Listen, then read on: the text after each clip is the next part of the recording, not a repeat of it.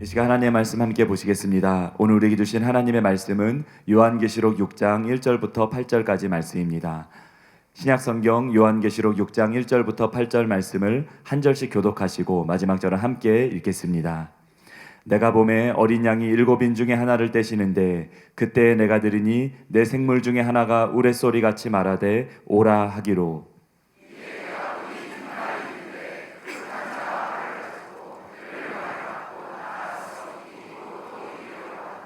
둘째 인을 떼실 때에 내가 들으니 둘째 생물이 말하되 오라 하니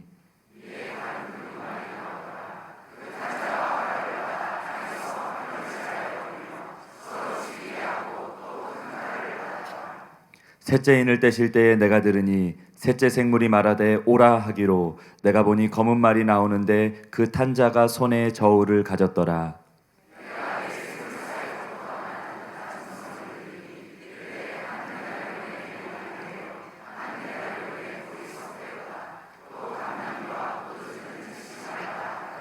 넷째 인을 떼실 때에 내가 넷째 생물의 음성을 들으니 말하되 오라 하기로 내가 봄에 청황색 말이 나오는데 그 탄자의 이름은 사망이니 음부가 그 뒤를 따르더라.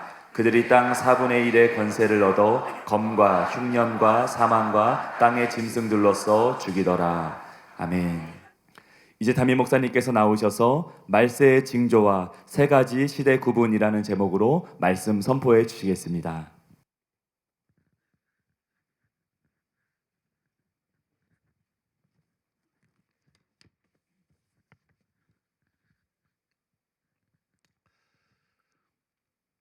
이틀 전에 아프리카에 선교하러 갔던 팀들이 저녁 때 도착했습니다. 그래서 피곤하겠지만 궁금해서 공항에서 제 사무실로 오라 그래가지고 선교 상황에 대해서 쭉 들었는데 굉장히 은혜스럽더라고요. 저는 굉장히 이렇게 주도 면밀한 사람이기 때문에 그냥 카페에 올라온 그런 보고만 그대로 믿지는 않거든요.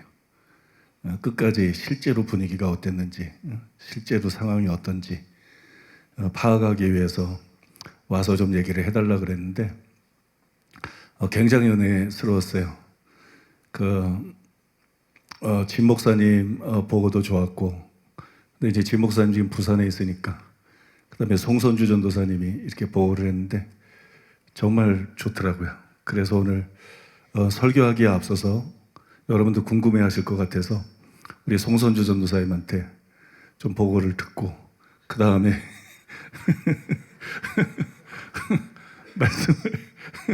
말씀을 나누면 좋겠습니다.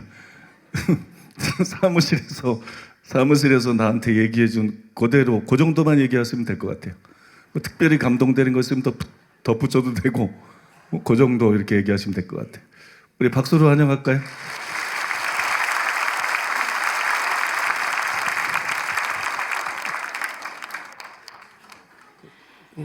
너무너무 기도해 주셔서요. 너무너무 잘 다녀왔습니다. 1차하고 2차 때하고는 다르게 가는 곳마다 하늘문이 다 열려 있고요.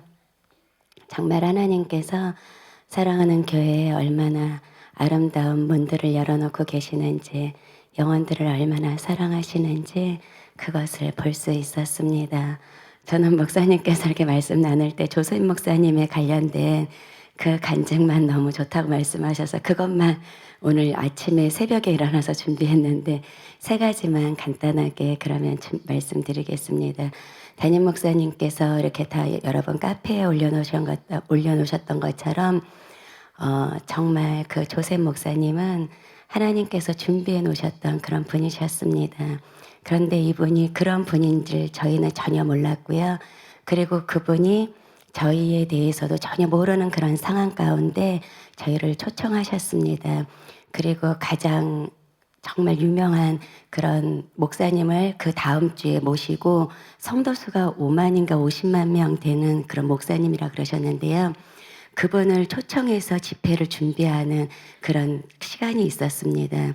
그런데 이분이 저희들을 이렇게 준비하고 저희를 맞이하는 그런 모든 속에서 처음에 지켜보았다고 말씀하셨잖아요. 그런데 무엇을 지켜보았냐면 이분들이 저희가 전하는 그런 진리, 천국 복음, 그리고 삼중 사역, 이 모든 것 위에 저희들이 말하는 모든 행동들, 그리고 성도님들을 섬기는 그런 모든 섬김들, 저희들이 사역하는 모든 것뿐만이 아니라 저희들의 일거수일투족은 정말 사랑으로 섬기고 있는지, 이들이 정말 진짜인지, 하나님의 사람들이 하나님이 보내신 진짜 하나님의 사람들인지 그것을 보고 있으셨다고 나중에 말씀을 해주셨습니다.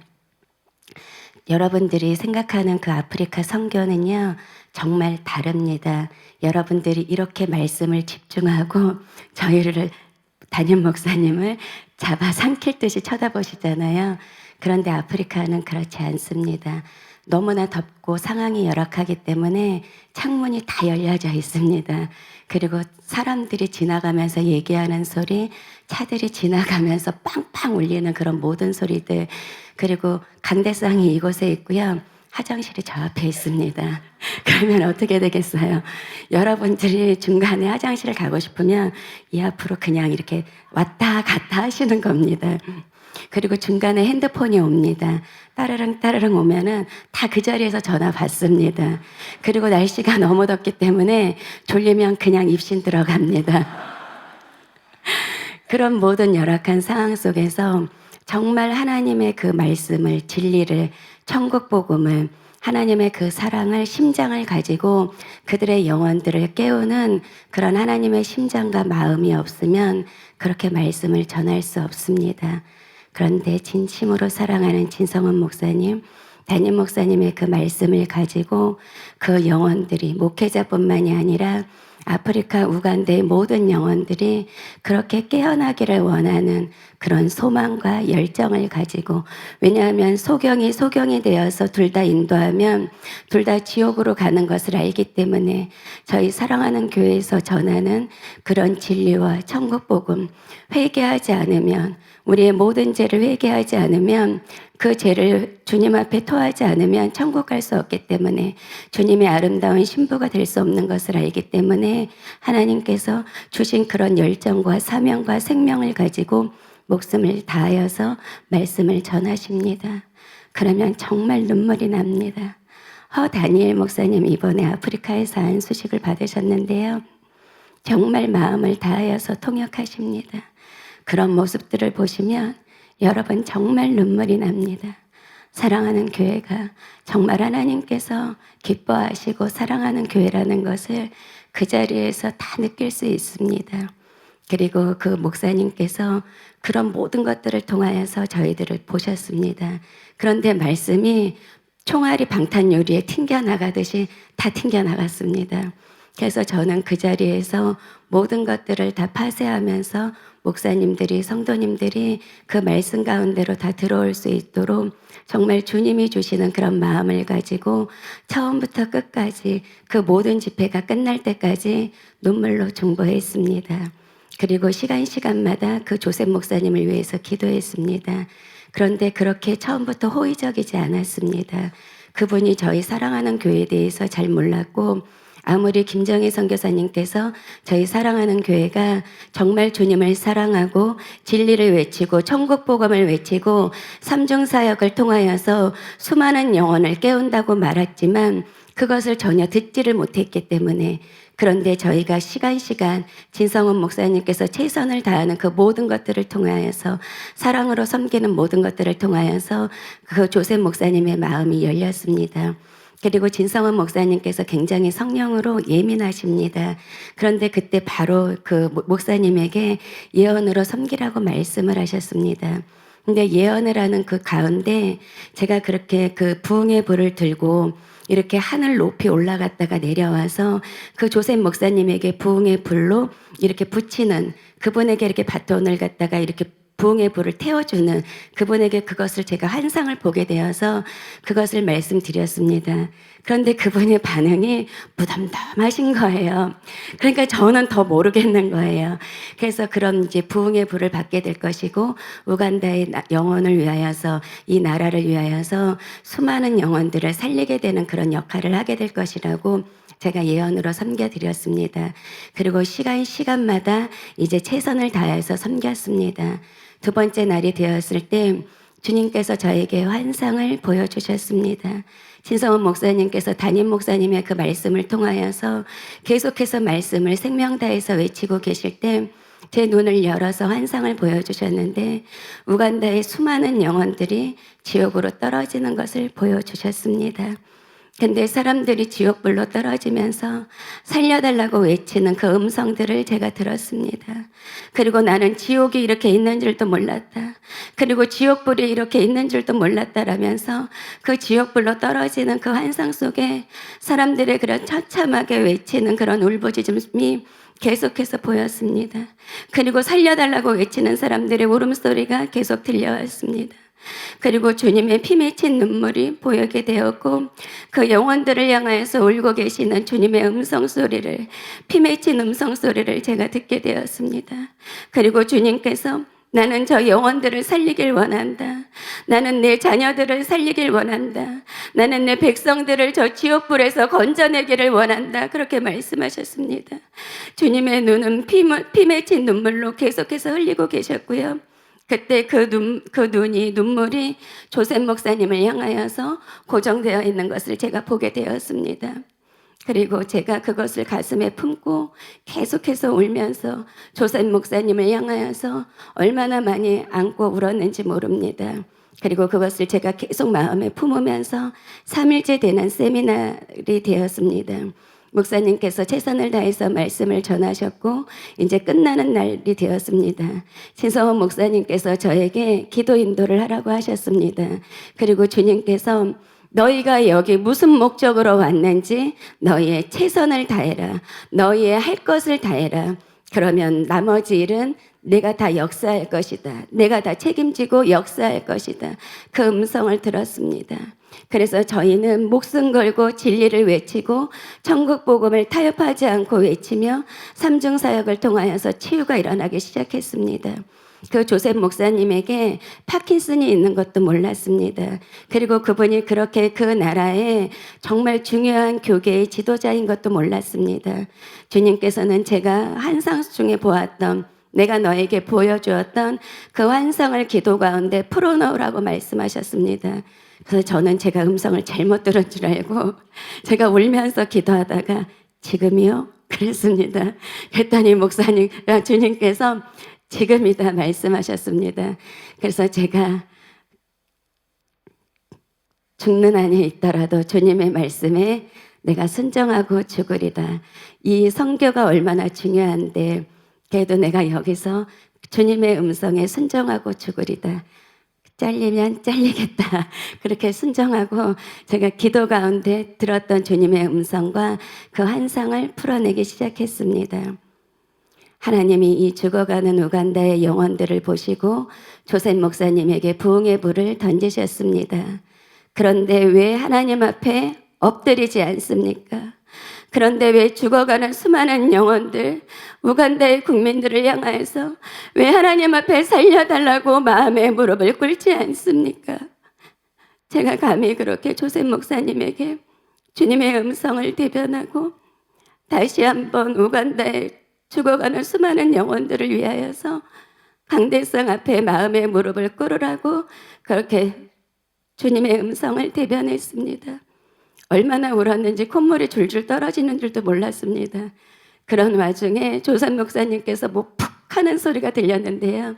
그분이 다리가 좀 불편하십니다. 그런데 이렇게 강대상 앞에 나오셔서 정말 그 수많은 400명이 넘는 사람들을 의식하지 아니하시고 하나님 앞에 나오셔서 무릎을 꿇으셨습니다. 저는 정말 너무나 놀랐습니다. 그런데 그곳에 있는 모든 사람들이 강대상에 다 나와서 무릎을 꿇고 바닥에 나와서 하나님 앞에 무릎을 꿇고 회개하는 역사가 일어났습니다. 그때 하늘의 문이 열리고 축사가 강력하게 일어나고요.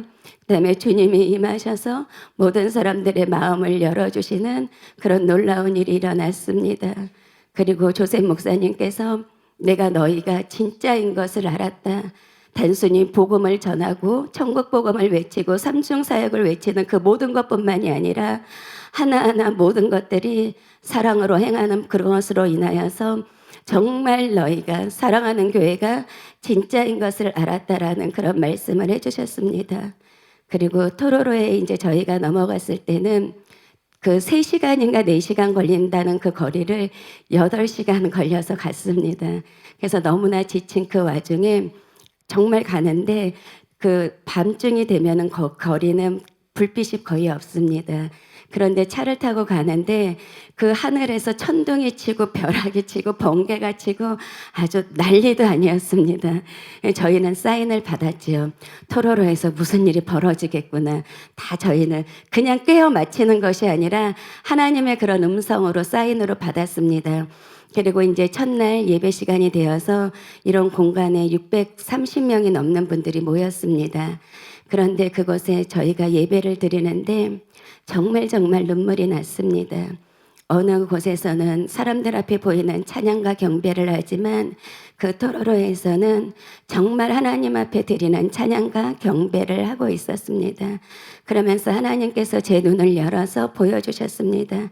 하늘문이 확 열리면서 이 사랑하는 교회에서 있었던 임재, 하나님의 임재와 영광과 그런 강력한 그런 번개와 같은 권능이 이곳에서 쏟아지는 그 권능이 그 토로로에서도 똑같이 하늘문이 열려서 임하고 있는 것을 보여주셨습니다. 그리고 수많은 그 목회자분들이 모여서 진성훈 목사님의 말씀을 그렇게 순수하고 가난한 심령밭이 되어서 아멘으로 받아들이고 있었습니다. 그리고 진성훈 목사님께서 담임 목사님께서 주신 그런 말씀들을 외칠 때마다 그들은 정말 아멘으로 받아들였습니다. 정말 진리를 외쳐야 되고 타협하지 않아야 되고 정말 소경이 되어 인도하면 둘 다 지옥으로 간다. 그리고 정말 목숨 걸고 외쳐야 된다. 진리를 타협하면 안 된다. 죄를 회개해야 된다고 외쳐야 된다. 회개해야 된다고 외쳐야 수많은 영혼들이 살아난다. 그리고 예수님이 이 땅에 오셨을 때 하셨던 삼중 사역을 해야만 수많은 영혼들이 질병 가운데서 살아날 수 있다 라고 외쳤을 때 그들이 열광을 하면서 박수를 쳤습니다. 그리고 목숨 걸고 진리를 외쳐야 된다라고 했을 때 거기에 있는 600명이 넘는 수많은 분들이 정말 사랑하는 교회가 진짜다라고 하면서 열광을 했습니다. 저는 이런 모든 것들을 보면서 담임 목사님 한 분이 진리를 위해서 목숨을 걸고 그렇게 하나님 앞에서 나와왔을 때 얼마나 한 영혼을 통하여서 하나님이 다윗과 같이 저가 내 마음에 합한 자니 내가 저를 통하여서 나의 모든 뜻을 이루리라고 하는 그 말씀이 생각났고요. 그래서 하나님께서 아프리카의 모든 문들을 열어놓으셨다는 것을 알게 되었습니다. 그곳에 하늘의 문이 열려 있었고 하나님의 심장이 거대하게 모든 사람들에게 임하는 것을 보았습니다. 그리고 저는 이 모든 과정을 통해서 하나님께서 정말 순수하게 하나님을 사랑하고 진리를 사랑하고 정말 타협하지 않고 천국 복음을 외치고 수많은 하나님의 사람들이 죽어가는 영혼들을 살리기를 원하는 한 사람을 찾으시는 것을 보았습니다. 그래서 사랑하는 교회와 연결을 시키시고 그 사람들을 통하여서 수많은 영혼들을 구원하기를 원하시는 광대하고 공허한 문을 이루시는 것을 제가 보았습니다. 그리고 부룬디는 정말 여러분들이 상상할 수 없는 만큼 너무나 순수한 곳입니다. 그곳은 정말 토양이 너무나 좋습니다. 담임 목사님이 말씀하시는 가난한 심령이 무엇인지, 갈망이 무엇인지, 굶주림이 무엇인지, 배고픔으로 하나님께 나아가는 것이 무엇인지 그것을 볼 수 있습니다. 그분들은 먹을 것도 없고 실질적으로도 너무 가난합니다. 그래서 하나님만을 온전히 찾습니다. 지교회에 관련돼서 모든 것을 얘기해도 담임 목사님 앞에 그렇게 한 번도 뵌 적도 없는데 그렇게 다 순종하며 복종하며 들어오겠다고 말씀하실 정도로 담임 목사님의 말씀에 대해서 신뢰하고 그렇게 따라갑니다. 그리고 그렇게 이제 집회가 있는 날 저희가 기도하러 제가 먼저 갔었는데요. 여러분들이 얼마나 기도를 많이 해주시는지 제가 알 수 있었습니다. 이번에는 하나도 무섭지 않았어요. 전기가 나갔다 들어왔지만 한 번도 무섭지 않았습니다. 그리고 오히려 꺼질 테면 꺼져봐라, 제가 그랬습니다. 그리고 하나님께서 담대하게 해주셨고요. 샬롬, 그 어떤 것도 제 안에 들어와서 제 마음을 흔들어 놓을 수 없었습니다. 하나님 심장 안에 저를 붙들어 주셨고요. 날마다 주님이 오셔서 저에게 음성으로 말씀해 주셨습니다. 그곳에 이미 주님이 와 계셨고요. 허다한 증인들이 그곳에 와 있었습니다. 그래서 제가 이렇게 이주선 목사님에게 여기를 보라고, 위를. 주님하고 허다한 증인이 여기 와 계신다고 그랬는데 이주선 목사님께서 안 보인다고. 그래서 제가 김순현 목사님께 목사님, 저 하늘을 보세요. 저 위에 주님이 와 계세요. 허다한 증인이 하늘을 다 듣고 있습니다. 그랬더니 김순현 목사님께서 안 보인다고. 빛만 보인다고. 그래서 내 눈이 이상한가 막 씻으면서 저는 봤는데 온 하늘에 주님의 얼굴이 있고 허다한 증인들로 가득 차 있었습니다. 주님이 그곳에 먼저 와 계셨고 그곳에 수많은 영혼들을 살리기를 원하셔서 정말 저희들을 응원하고 계셨습니다. 그리고 처음 말씀을 전하셨을 때 여러분 거기는 칸가니카 호수가 뒤에 있었기 때문에 바람이 불고 강풍이 불고 여러분 말씀을 전할 수 있는 그런 상황이 아닙니다.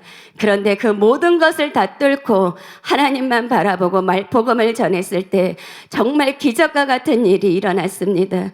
주님이 그 땅을 거닐고 있는 것을 제가 보았고요. 한 사람 한 사람들을 만지고 있는 것을 보았습니다. 정말 거닐 수 없는, 걸을 수 없는 사람들, 그 정말 그 목발을 짚고 나올 수도 없는 그런 형편, 그 쇠 지팡이 같은 것을 이렇게 짚고 있었던 그 여자분이 있었는데요. 그것을 분들은 다 알잖아요. 근데 그것을 던지고 나와서 뛰셨고 정말 걸어 다니셨고 뛰셨습니다. 그래서 그분들이 정말 하나님을 찬양하고 경배했을 때 그것이 정말 떠나가는 것 같았어요. 하나님의 이름이 영광을 받으시고 하나님이 찬양을 받는 그런 시간이었습니다. 그리고 거기에는 그런 어둠의 영들이 있어서 그런지 말 못하는 어린아이들이 너무 많았습니다. 근데 선포하고 바로 나와서 간증을 하시라 그러면은 말 못하는 아이들의 입이 열리고 눈을 보지 못하는 사람들의 눈이 열리고 평생 듣지 못했던 사람들의 귀가 열리는 그런 기적들이 그곳에서 일어났습니다. 그리고 저는 그러한 음성을 들었습니다. 이 음성은 저에게만 주시는 것이 아니라 사랑하는 교회 담임 목사님과 협동 목사님 그리고 사랑하는 교회 저희 모두에게 주시는 하나님의 음성입니다. 제가 이것만 마지막으로 보겠습니다.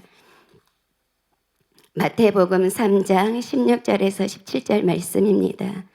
예수께서 세례를 받으시고 곶물에서 올라오실새 하늘이 열리고 하나님의 성령이 비둘기같이 내려 자기 위에 임하심을 보시더니 하늘로부터 소리가 있어 말씀하시되 이는 내 사랑하는 아들이요 내 기뻐하는 자라 하시니라. 사랑하는 교회는 하나님의 심장에서 나온 교회입니다. 사랑하는 교회는 하나님의 기뻐하시는 교회입니다. 사랑하는 교회는 하나님의 사랑입니다. 사랑하는 교회 위에 하늘문이 열려 있습니다. 사랑하는 교회에 성령님이 역사하고 계십니다. 아프리카의 문이 열렸습니다. 부흥과 초수의 문이 열렸습니다. 세계 열방의 문이 열렸습니다. 부흥과 초수의 문이 열린 것을 믿으시기 바랍니다. 하나님께서 함께 하시며 시작하셨으니 마치는 날까지 함께 할 것입니다. 담임 목사님이 진리를 목숨보다 소중히 여기시고 타협하지 아니하시고 외쳐오셨습니다. 협동 목사님이 하나님의 심장 안에서 영혼들을 위해 눈물로 흘려오셨습니다. 우리 모두는 담임 목사님의 DNA와 협동 목사님의 DNA를 갖고 있습니다.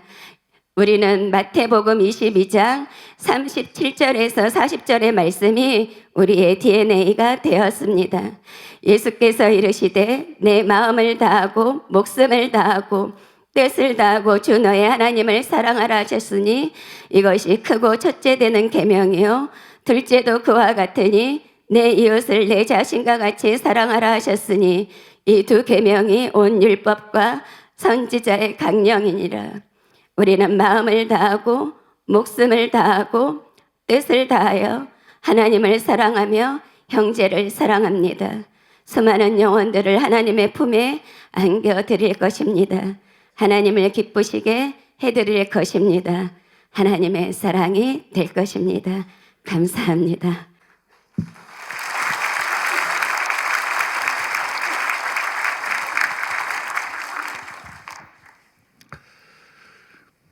앞에서 그 간증한 조셉 목사님 간증, 그거는 목회자 세미나 간증입니다. 목회자 세미나 간증인데, 그 조셉 목사님이 우간다의 그 영부인이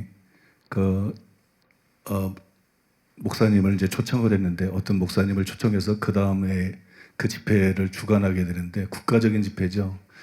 그 집회를 주관하게 되는데, 그 목사님이 아데보예 목사님이라고 굉장히 유명한 분이에요. 아까 뭐 성도가 5만 명인가 50만 명인가 그랬는데 그게 아니고 500만 명이에요. 아데보예 목사님이라고 나이지리아의 그 성도가 500만 명, 세계에서 제일 큰 교회입니다. 여의도 교회 아닙니다. 실제 여의도 교회보다 10배는 더 큰 교회입니다.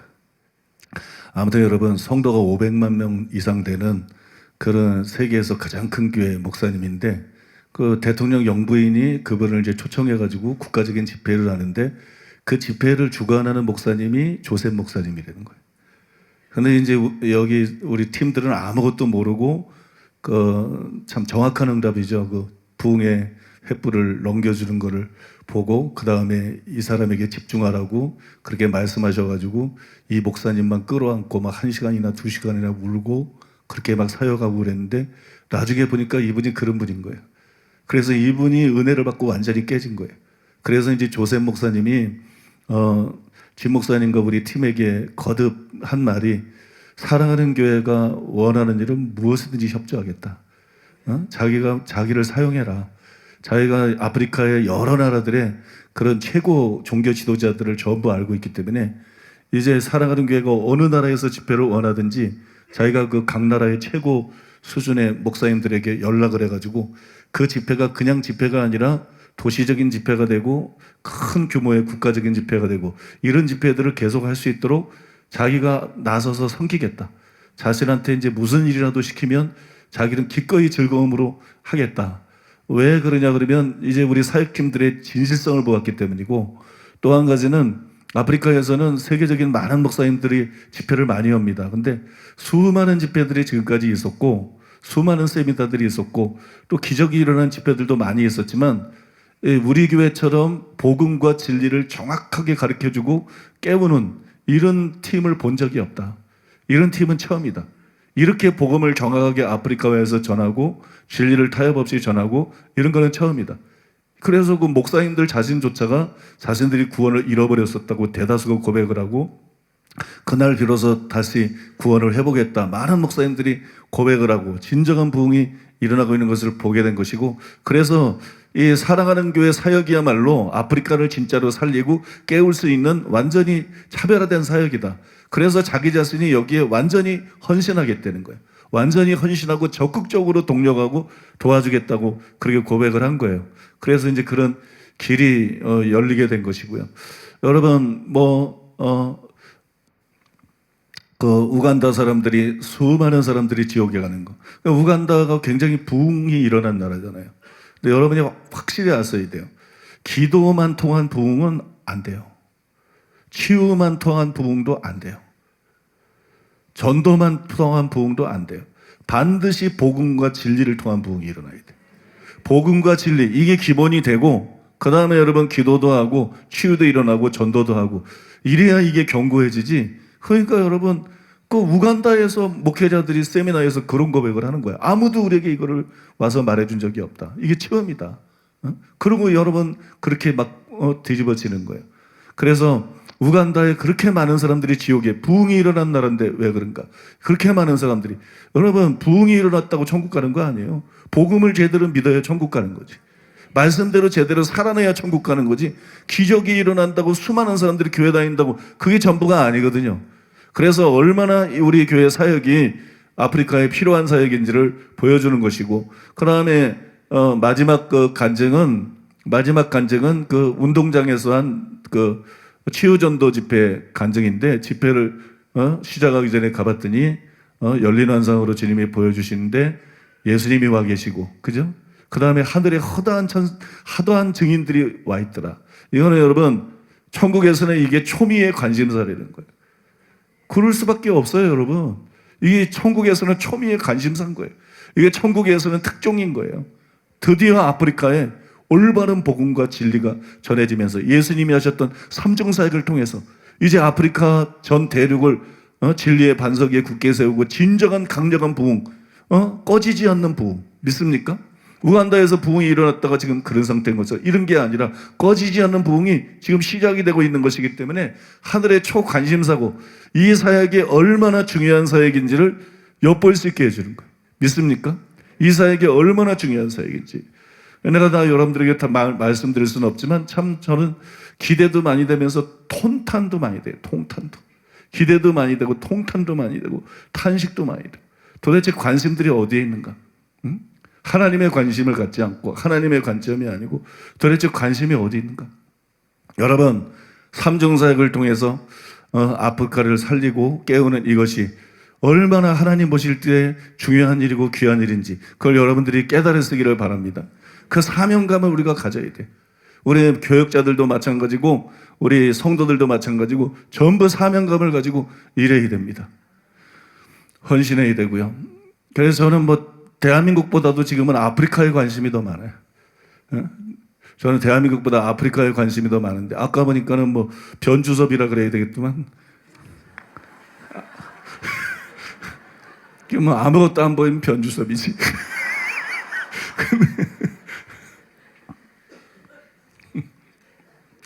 그 다음에 제가 진 목사님한테 보고를 들었는데,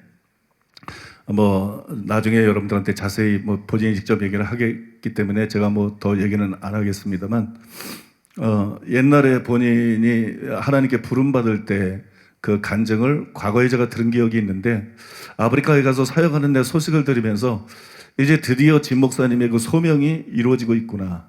그때 봤던 환상들이 이루어지고 있구나. 그래서 그 환상이 뭔지 다시 좀 얘기를 해달라 그랬어요. 그랬더니 담임 목사님은 고등학교 1학년 때 하나님께서 두 가지 꿈으로 보여주셨는데, 자기는 고등학교 3학년 때 자기 소명에 대해서 하나님이 보여주셨다는 거예요. 그럼 두 가지 얘기를 해주는데, 첫 번째 얘기는 그 기도를 한 2시간 정도 간절히 했는데, 2시간 정도 간절히 하고 했는데, 이 하늘을 보니까 이 하늘이 완전히 온 하늘이 불이 되는 거예요. 불. 온 하늘이 불과 번개로 막 가득 차 있는데, 그 온 하늘에 있는 불과 번개가 갑자기 자기 입속으로 다 들어오더라는 거예요. 자기 입속으로 다 들어오고, 그러고 나더니 이 마징가 제트 정도 크기의 그런 원수 마귀가 딱 나타나는데, 네가 마지막 때 나의 나라를 너무 해롭게 할 것이기 때문에, 네가 마지막 때 나의 일을 너무 방해하고 너무 해롭게 할 것이기 때문에 내가 너를 반드시 죽이겠다. 내가 너를 반드시 죽인다. 그 죽이려고 하는데 손에 보니까 불과 이런 전기 같은 게 그러는 검이 들려져 있더라는 거예요. 그 검으로 그 몸통을 잘랐다 그러더라고요. 몸통을 잘랐더니 이 마귀가 그냥 연기처럼 사라지더라는 거예요. 그래서 담임 목사님은 목을 뱉는데 자기는 그 다음에 배돼지를 땄다.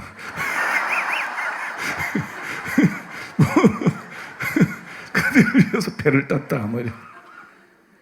그래서 그걸 하나 이제 소명으로 고3 때 보여주신 것이고, 또 하나는 이제 고3 때 길을 가고 있는데, 그게 영적인 체험인지 현실인지 제가 잘 모르겠는데, 그 길을 가고 있는데 누가 와서 뒤에서 이렇게 끌어안더래요. 근데 이게 사람이 아니고 이 느낌에 이게 성령님이시구나. 그 자기를 끌어안고 확 어디로 데리고 가더래. 어디로 가나 보니까는 여의도 순복음교회 예루살렘 성전. 여의도 순복음교회 예루살렘 성전으로 딱 들어갔더니 거기 화면에 조영기 목사님이 아프리카에서 이제 수많은 사람들 앞에서 설교하고 치유하고 막 보험 전하고 그게 딱 보여주고 있더라는 거예요. 그걸 딱 보여주고 있는데 그때 이제 성령님께서 말씀하시더래. 너도 할 수 있다. 너도 이렇게 할 수 있다. 거기가 아프리카였다 그러더라. 그러니까 여러분 이게 지금 우연히 일어나고 있는 일들이 아니고 이게 전부 하나님의 계획 속에서 믿습니까? 하나님의 계획 속에서 전부 지금 일어나고 있는 일들이고 제가 지난 시간에도 말씀드렸습니다만 이 하늘나라의 스타들이 일어나야 돼요. 하늘나라의 스타들. 이게 뭔가 지도자가 되고 리더가 될 수 있는 사람들이 일어나야 돼. 아프리카 부흥을 위해서는 당연히 그런 사람들이 일어나야 돼. 믿습니까? 그래서 저는 진 목사님이 그 사람이 될 수 있겠구나. 그래서 기대가 굉장히 크고요. 기대가 굉장히 크고 또 감사한 마음을 가지고 있습니다. 여러분, 오늘 이 말씀을 통해서 우리 교회에서 지금 아프리카 선교에 집중을 하고 있는데 이것이 얼마나 중요한 것인지 믿습니까? 얼마나 귀한 것인지 여러분 깨달으시기를 바랍니다. 솔직히 제가 뜻이 맞는 사람들하고 한국 목회자들을 깨우는 게 급선무기 때문에 그래서 한국 목회자들을 깨우기 위해서 목회자 세미나를 이렇게 같이 뜻이 맞는 사람들하고 하려고 이렇게 찾아보고 있는데 사람이 없어. 사람이 없어. 정말 얼마나 울고 싶은 마음인지. 목사가 그렇게 많은데 사람이 없어. 응? 칼빈주의에 미혹되지 않고 진리를 제대로 알고 있는 목사. 그러면서도 자기 명성, 자기 왕국이 아니라 그냥 다 내려놓고 정말 한국 교회를 위해서, 목회자들을 깨우기 위해서, 한국 교회를 개혁하기 위해서, 이 나라 살리기 위해서, 열방의 영혼들을 위해서 순수하게 하나 될 수 있는, 순수하게 하나 되고 사람이 없어. 사람이. 이게 아니면 이게 걸리고 이게 아니면 이게 걸리고 사람이 없어. 사람이 없어. 사람이 없어. 그리고 우리나라는 너무 닳고 닳았어. 목회자도. 너무 가난한 마음들이 없어. 너무 겸손하지 않아. 너무 겸손하지 않아. 너무 진리에 대해서 무관심해. 근데 아프리카는 여러분, 그 목회자들이 저렇게 반응하는 거 보세요. 국가적인 집회를 주관하는 그런 리더들이 저렇게 반응하는 걸 보세요. 얼마나 다릅니까, 여러분? 얼마나 달라요. 그래서 우리는 하나님이 길을 열어주는 대로 역사해야 돼. 하나님이 일하시는 대로 역사해야 돼. 따라가야 돼. 그래서 아프리카 선교에 지금은 집중해야 될 때입니다. 다른 일들도 열심히 해야 되겠지만 아프리카 선교에 집중해서 저 나라들도 잘 살게 되면 우리나라 같이 돼요. 뭐 사람이 다 똑같이 다 똑같이 이렇게 달라져. 그래서 기회가 있을 때, 아직 사람들이 순수할 때, 믿습니까? 아프리카에 총력을 기울여서 아프리카 하나만 살려놔도 그게 어디예요? 이 나라는 사실 작은 나라 아닙니까? 코딱지만한 나라 아니에요? 그죠? 아프리카 대륙을 살리면 그게 얼마나 큰 일이에요?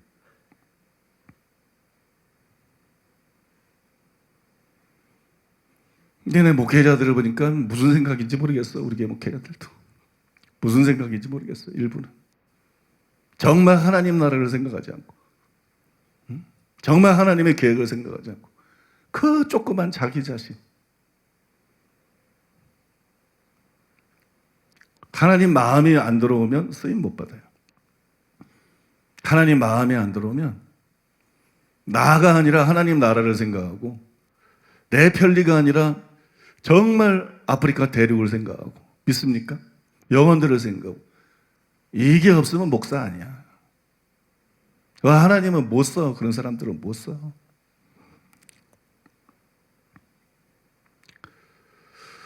여러분, 하나님께서 우리에게 맡긴 사명을 제대로 감당하는 저와 여러분 되기를 바랍니다. 그리고 열심히 기도해 주시기를 바랍니다. 자, 오늘 여기까지 일단 말씀을 드리고요. 오늘 이제부터 설교를 해야 되는데 몇 시예요? 아무튼 설교를 제주껏 좀 요약을 해서 해보겠습니다. 얼만큼 요약할 수 있는지는 모르겠지만 오늘 말씀의 제목은 말세의 징조와 세 가지 시대 구분, 이런 제목으로 말씀을 전하겠습니다. 교회가 말세의 징조에 대해서 말하면서 재림이 가까웠다, 이렇게 강조한 것이 언제부터인지 아세요? 초대교회 때부터예요. 초대교회 때부터. 근데 2000년이 넘도록 예수님은 재림하지 않았어요. 주께서 강림하신다는 약속이 어디 있느냐? 조상들이 잔으로부터 만물이 처음 창조될 때와 같이 그냥 있다, 이렇게 말하고 싶은 유혹이 느껴질 정도입니다. 예수님께서 친히 곧 오시겠다 그랬어요. 예수님이 직접 속히 오시겠다 그랬어요. 근데 2000년이 지나도록 예수님이 오지 않았어요. 이게 말이 되나, 그런 생각이 막 들죠. 말이 안 되는 것 같아요. 근데 성경적으로는 말이 됩니다. 왜냐하면 그 뒤에 베드로가 말하기를 사랑하는 자들아, 주께는 하루가 1000년 같고 1000년이 하루 같다는 이 한 가지를 잊지 말라. 주의 약속은 어떤 이들이 더디다고 생각하는 것 같이 더딘 것이 아니라 오직 주께서는 너희를 대하여 오래 참으사 아무도 멸망하지 않고 다 회개하게 이르기를 원하시느니라. 베드로의 이 말에 의하면 겨우 이틀이 지난 거예요. 예수님이 곧 오리라 그러고 이제 이틀을 지났어요. 이제 몇 시간 뒤에 오시면 그게 몇백 년이야. 예수님이 몇 시간 뒤에 오시면 어떻게 할래요? 예수님이 반나절 뒤에 오면 어떻게 할래요? 그러면 500년이야. 예수님이 한 이틀 뒤에 오시면 어떻게 할래요? 하루나 이틀 더 있다가. 그러니까 여러분, 예수님이 앞으로 언제 오시든지, 앞으로 500년 후에 오시든지 1000년 후에 오시든지 2000년 뒤에 오시든지 예수님의 말씀은 진실이 되는 거예요. 믿습니까? 하나님께는 하루가 1000년 같고 1000년이 하루 같기 때문에 예수님의 말씀은 진실이에요. 어쩌면 그래서 바울이 주의 날이 이르렀다고 시동심하거나 두려워하지 말라, 그렇게 말하는지도 모르겠습니다. 우리는 말세의 징조가 단지 7년 대환란 전에 일어날 일들이 아니라 재림 직전에 일어날 일들까지 포함한다, 그걸 알았죠. 지난 시간에 배웠습니다. 이것은 말세의 징조가 긴 기간 동안 일어난다는 것을 말하는 거예요. 100년, 500년이 아니에요. 말세의 징조가 긴 기간 동안 일어나고 같은 기간에 일어나는 것이 아니라는 것을 말씀합니다. 말세의 징조는 그 강도와 시기가 서로 다릅니다. 굉장히 이걸 이해하는데 핵심적인 구절이 있는데 마태복음 24장 8절이에요. 거기에 보면 이 모든 것은 재난의 시작이니라, 그렇게 말했어요. 이 모든 것은 재난의 시작이니라. 여기 재난이라는 단어가 나오잖아요.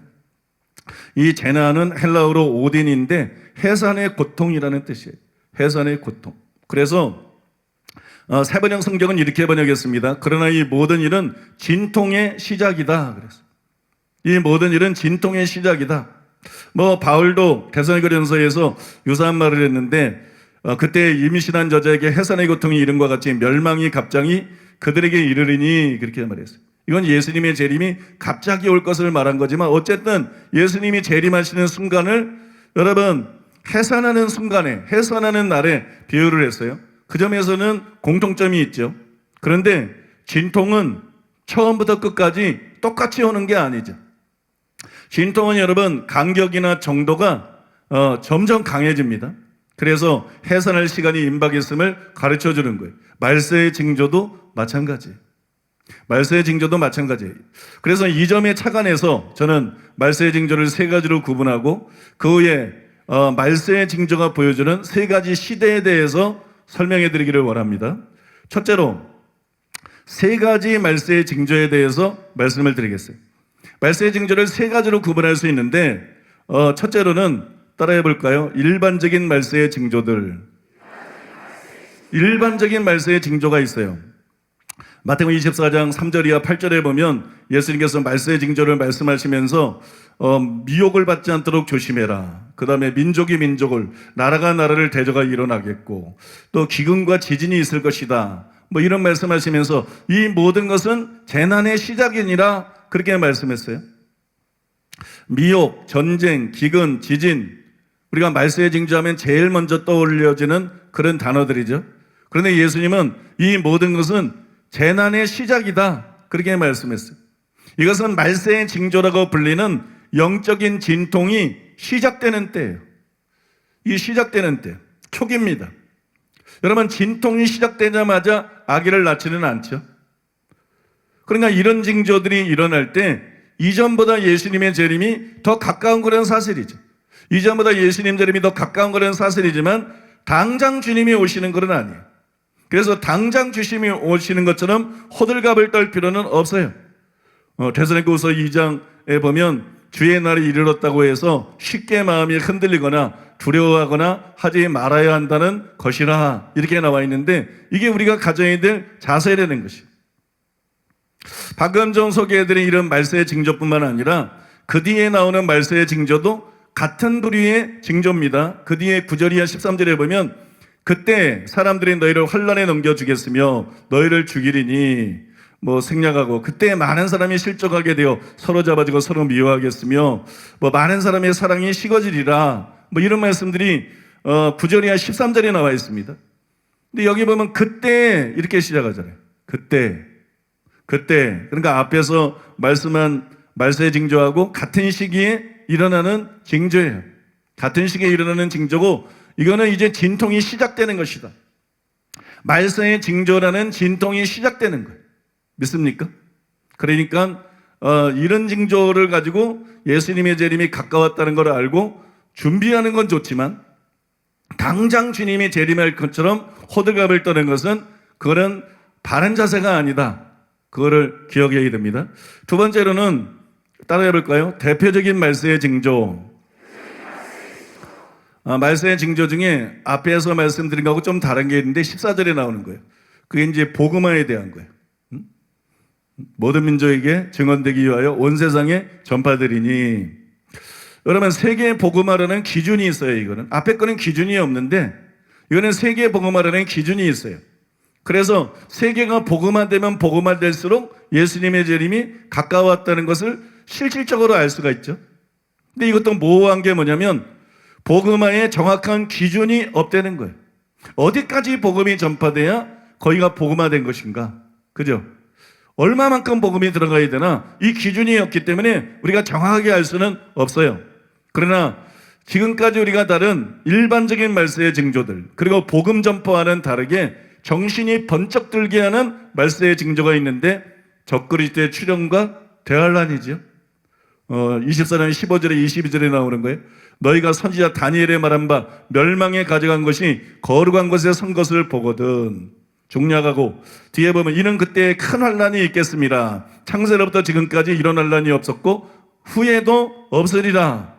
이거는 일반적인 말세의 징조하고는 차원이 다른 거죠. 앞에서 다룬 말세의 징조들은 막연합니다. 재림이 얼마나 남았는지 그런 징조들로는 도무지 알 수가 없어요. 그러나 이 일이 일어나면 이제는 수년밖에 남지 않았다는 게 확실합니다. 그런 의미에서 차원이 다른 말세의 징조예요. 그래서 여러분들에게 자주 소개해드렸지만 데살로니가후서 2장 1절 이하 4절에서 적그리스도가 나타나기 전에는 시동심하지 말아라, 두려워하지 말아라. 사도 바울이 그렇게 말한 것입니다. 그러면 그 전에는 마냥 안심해도 될까요? 적그리스도가 나타나기 전에는 우리가 마냥 안심해도 될까요? 그때까지는 시동심하거나 두려워하지 말라는 게 바울의 가르침입니까? 그렇지 않죠.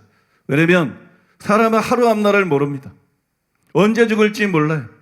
예수님이 와야 종말이 아니고 개인의 종말은 1시간 뒤에 올 수도 있고 반나절 뒤에 올 수도 있고 내일 올 수도 있고 아무도 몰라요. 그러니까 여러분 이것과 상관없이 우리는 깨어 있어야 되고 그 다음에 적그리스도가 출현하기 전에 배도가 일어난다 그랬어요. 근데 배도는 벌써 일어나고 있어요. 그죠? WCC 그죠? 동성애 인정하는 거 공산주의 목사들이 공산주의 정책 다 드러나는데 그죠? 이거 여러분 좌파 아닙니다. 공산주의입니다. 분명히 합시다. 좌파 아니에요. 공산주의예요. 사회주의입니다. 기독교를 박멸하는 그런 사상입니다. 기독교를 적으로 여기는 사상입니다. 그런데 한국교회 목사들이 얼마나 비겁한지, 얼마나 이기적인지, 얼마나 둔감하고, 얼마나 분별력이 없고, 얼마나 다수가 벙어리 개들인지 목사가 아니라 개들이에요. 개들. 얼마나 벙어리 개들인지. 지 안위만 중요해. 지 교회만 중요해. 하나님의 나라는 관심이 없어. 이런 장사꾼들이 얼마나 지금 이 땅에서 목사 행세들 하고 있는지 치가 떨리고 기가 막힌 그런 현실이. 배도가 벌써 시작이 됐어요. 이런 정도의 압력하는 사람이, 압력에 굴복하는 사람들이 적그리스도가 나타날 때 표 안 받겠어요? 경배 안 하겠어요? 난 그걸 도저히 믿을 수가 없어요. 이들은 분명히 배도할 자들이다. 나는 이것을 이미 배도라고 봅니다. 중심이 주님 중심이 아니고 영혼 중심이 아니고 자기 중심이잖아. 자기 교회 중심이잖아. 정말 탄식할 일이고 정말 기가 막힐 일이에요. 배도가 벌써 시작이 됐어요. 한국교회가 배도 천지입니다. 배도 천지예요. 그만큼 여러분 마지막 때가 가까웠다는 것이기 때문에 우리는 여러분 시동심하거나 두려워하는 것과 무관심하거나 방심하는 것, 이 사이에서 균형을 잘 잡아야 되는 것. 믿습니까? 균형을 잘 잡고 그렇게 지혜롭게 신앙생활해야 될 줄로 믿습니다. 세 번째 따라해 보겠습니다. 마지막 말세의 징조. 여러분 적그리스도의 출현과 대환란은 말세의 징조 중에서 대표적인 징조인데, 그래서 이런 징조가 일어나면 정말 마지막 때인 줄 알고 일사각오를 가져야 돼요. 마지막 때 필요한 거는 일사각오입니다. 인격 훌륭한 목사님들 많아요. 난 그 사람들이 제일 싫어. 인격 훌륭하다고 막 소문난 목사님, 난 그 사람들이 제일 싫어. 난 그 사람들이 제일 가증스러워. 네 속엔 진짜 뭐가 들어있냐? 네 인기를 위해서 그냥 인격만 닦은 것이냐? 왜 하나님 나라를 위해서 말하지 않느냐? 왜 한국교회를 위해서 말하지 않느냐? 왜 국가를 위해서, 영혼들을 위해서 정말 말하지 않고, 넌 결국 벙어리 개 외에 아무것도 아니잖아.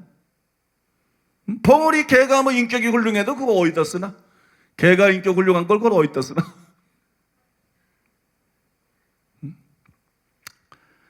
에이고, 이 마지막 때에 제일 필요한 게 뭐냐?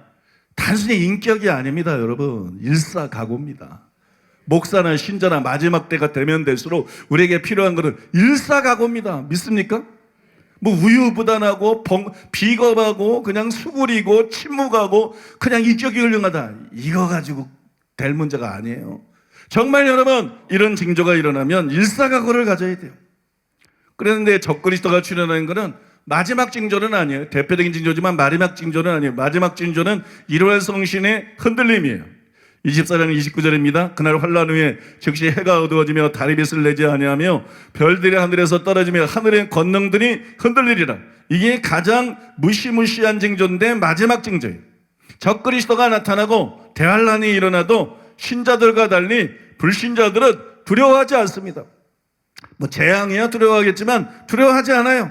늘 그랬듯이 악의 장단을 맞출 것이에요. 이 나라 국민들처럼, 이 나라 목사들처럼, 이 나라 언론과 방송들 어디 제대로 된 데가 없어. 이 판사 이 쓰레기들처럼, 이 판사 쓰레기들. 나라가 어디 제대로 하나 성한 데가 없어요, 여러분. 악의 장단을 맞출 것이. 그러나 이 징조가 일어나면 불신자들도 모두 두려움에 떨게 됩니다. 계시록 6장에 나와 있죠. 그죠? 그들이 막 두려워하면서 바위야 무너져라, 산아 막 무너져라 두려워하는 장면들이 나와 있잖아요. 그러나 여러분 이 마지막 징조가 일어나게 되면 불신자들도 이젠 세상 끝이라는 걸 알아요. 1월 성신이 막 흔들리는데 이제 종말이라는 걸 다 알아요. 이제 여러분 예수님이 재림할 때는 걸 다 알아요. 나중에 말씀드리겠지만 이것이 그들에게 마지막 회개할 기회를 제공하게 될 것입니다. 마지막 회개할 기회를 제공하게 될 것이에요. 여러분 이상 설명해 드린 것처럼 말세의 징조는 같은 것이 아닙니다. 진통이 시기에 따라 강도가 다른 것처럼 말세의 징조도 재림이 임박할수록 점점 강해지는 것이. 그래서 우리는 말세의 징조의 강도를 통해서 시대를 분별할 수 있는 거예요. 지금이 어느 시점인지 시대를 분별할 수 있고, 그리고 여러분 준비할 수 있는 것입니다. 오늘 전한 말씀은 지난주 전한 말씀하고 약간 중복되는 게 있어요. 지난주에 제가 좀 더 자세하게 말해버렸기 때문에. 그게 이제 두 번째로, 이게 오늘 전하고자 하는 진짜 내용인데, 두 번째로 따라해 볼까요? 말세의 징조에 의한 세 가지 시대 구분, 저는 말세의 징조를 첫째로 일반적인 말세의 징조, 이것 가지고 호들갑 떨면 안 된다. 이건 시작이다. 두 번째로 대표적인 말세의 징조, 적그리스도 출현과 대환란. 이때는 일사각오를 정말 가져야 된다. 몇 년 안 남은 거다. 세 번째로 마지막 말세의 징조, 그죠? 이런 세 가지로 구분을 했습니다. 뒤에 두 가지는 재림 수년 전 혹은 재림 직전이라는 구체적인 시간을 알려줍니다. 그러나 일반적인 말세의 징조는 그렇지가 않죠. 미혹, 전쟁, 기근, 전염병 이런 것만으로는 재림이 얼마나 임박했는지 도무지 예측할 수가 없어요. 도무지 알 수가 없어요. 그럼에도 불구하고 일반적인 말세의 징조들도 재림의 임박성을 알려주는 의미심장한 사인이 될 수가 있습니다. 저는 계시록 6장의 네 말탄자에 대한 설명에서 그 단서를 발견했습니다. 오늘은 권사님이 할 일이 없어요. 바빠가지고. 쉬셔요, 권사님. 계시록 6장 8절에 보면 계시록 6장 8절에 보면 그들이 땅 4분의 1의 권세를 얻어 검과 흉령과 사망과 땅의 짐승들로서 죽이더라. 이렇게 나와 있어요. 여기서 주목해야 될 게 뭐냐? 땅 4분의 1이에요. 땅 4분의 1. 이게 중요한 거예요. 땅 4분의 1의 권세를 네 말탄 자들이 얻었다. 왜 우리가 여기에 주목해야 되느냐? 그것은 여러분, 말세의 징조는 진통과 같은 것이기 때문에. 말세의 징조는 아까 원어를 살펴본 것처럼 진통과 같은 것이다. 진통은 해산할 때까지 점점 자주 또 점점 더 강하게 일어납니다. 맞죠? 제가 애를 안 낳아가지고 이건 이제 트럼프말로 하는 얘기이기 때문에 맞죠? 여러분, 진통은 점점 자주 점점 강하게 일어납니다. 말세의 징조도 마찬가지 때문에 우리는 말세의 징조의 강도를 관찰함으로써 말세의 징조의 강도를 관찰함으로써 그 시대를 분별할 수가 있다는 것이, 그래서 여러분 땅 4분의 1의 권세를 얻었다. 이거는 그 강도가 어느 정도인지를 분명하게 수치로 보여주는 것이기 때문에 여기에 주목해야 된다는 거예요. 이거를 여러분 염두에 두고 8절 후반절을 읽으면 의미가 새롭습니다. 그들이 땅 4분의 1의 권세를 얻어 검과 흉령과 사망과 땅의 짐승들로서 죽이더라. 만약에 이런 표현이 여기 한 곳에 나오고 안 나온다 그러면 그냥 그때 일어날 일을 묘사한 것이라고 생각할 수 있습니다. 그러나 일곱인 다음이 뭐죠? 계시록에서 일곱인 다음이 일곱 나팔이죠, 그죠?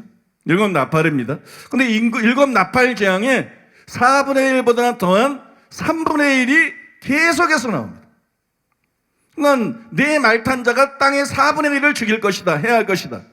그 다음에 이제 일곱인 다음이 일곱 나팔인데, 일곱 나팔에 보면 이제 3분의 1이라는 말이 계속해서 나옵니다. 요한계시록 8장 2절과 6절이야 12절인데 요건 권사님 읽어주시죠.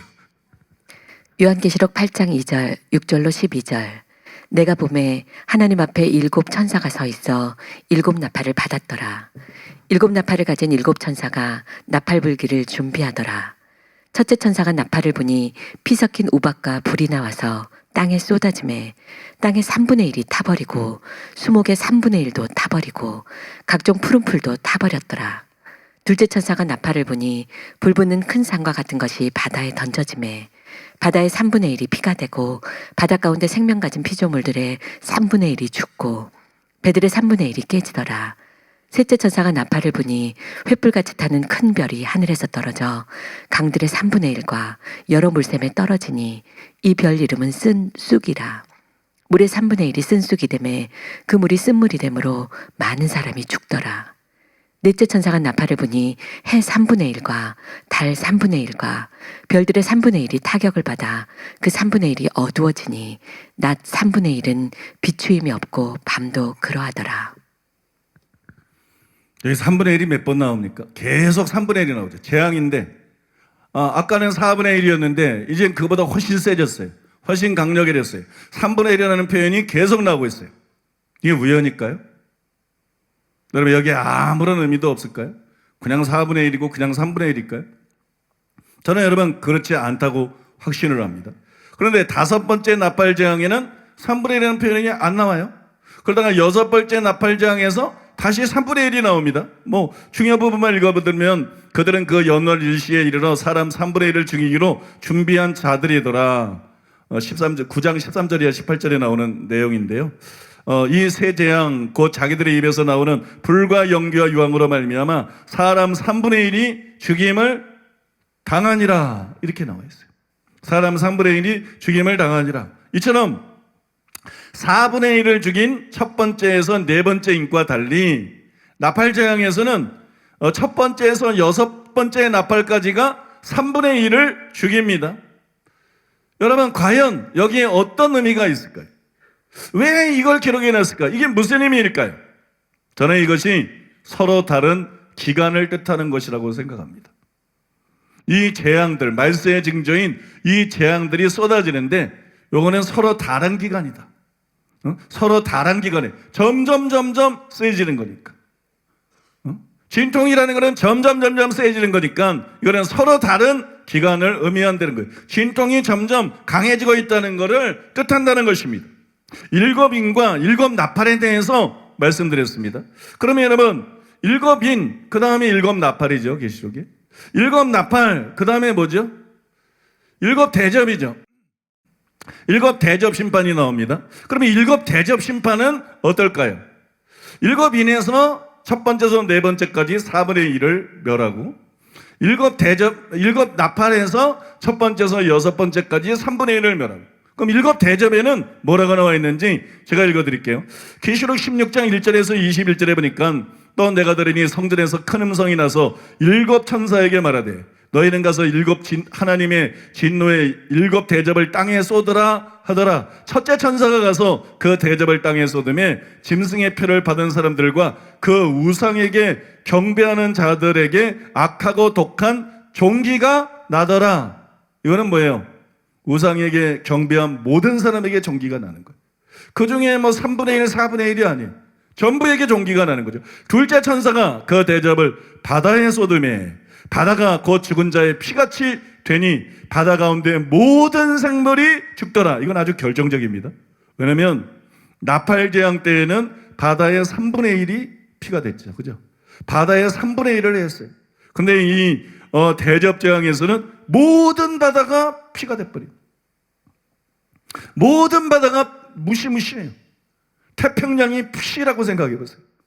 대서양이, 동해가, 서해가, 남해가 모든 바다가 피가 돼버려요. 그 다음에 거기 보니까는 바다 가운데는 모든 생물이 다 죽어요. 고래든 상어든, 그죠? 놀래기든. 놀래기 알아요? 울산에 사는 사람들은 알아요. 아무튼 여러분 놀래기든 여러분 모든 생물이 다 죽어요. 이거는 여러분 3분의 1, 4분의 1 이런 게 아니라 전체적인 거라는 거죠. 셋째 천사가 그 대접을 강과 물 근원에 쏟음에 피가 되더라. 이것도 마찬가지죠. 여러분 나팔 대항 때에는 강 3분의 1이 파괴가 됐는데 여기서는 모든 강물이, 그죠? 모든 강물이 피가 돼버려요. 그러면 넷째, 다섯째, 여섯째 쭉 나오는데 일곱째까지 이 대접 재앙의 특성은 뭐냐? 뭐 자연이면 자연, 사람이면 사람, 짐승의 표를 받은 사람이면 사람, 이런 사람들에게 거의 전체적으로 임하는 재앙이라는 거예요. 4분의 1에 국한되는 게 아니고 3분의 1에 국한되는 것이 아니고 거의 전체적으로 임하는 재앙이에요. 그러니까 여러분 이 말세의 징조들이 같은 것이 일어나는 것이 아니라 그 재앙으로 말세의 징조들이 나타나는데 4분의 1에서 3분의 1로 3분의 1에서 전체로 발전하고 있는 거예요. 점점 강해지고 있는 거예요. 여기서 여러분들에게 묻겠습니다. 이는 첫째에서 네 번째 인까지만 4분의 1이었어요. 그 다음에 나팔은 첫 번째에서 여섯 번째까지 나팔까지만 3분의 1이었어요. 그런데 왜 대접재앙에는 이런 구분이 없죠? 왜 대접재앙은 첫 번째에서 일곱 번째까지가 전부 전체적인 것이죠? 여러분 그 이유가 뭔지 아세요? 이유가 간단합니다. 인과 나팔재앙과 달리 일곱 대접재앙은 모두 동시대에 일어나는 것이에요. 모두가 같은 시간에 일어나는, 같은 시대. 그래서 여러분 그 강도가 같은 것이에요. 구분이 없는 것이에요. 이제 좀 전으로 들어가서 여러분들에게 질문해 보겠습니다. 그렇다면 일곱 나팔 재앙에서는 왜 첫 번째에서 여섯 번째 나팔까지만 3분의 1로 묶어놨을까? 3분의 1로 구분해냈을까요?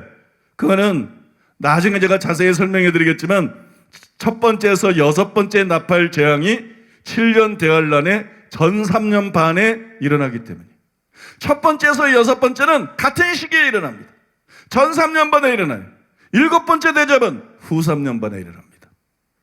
시대가 달라요. 그래서 첫 번째에서 여섯 번째까지만 여러분 3분의 1이라는 이 수치를 통해서 하나로 묶어놓은 거예요. 같은 시기에 일어나는 재앙이기 때문이에요.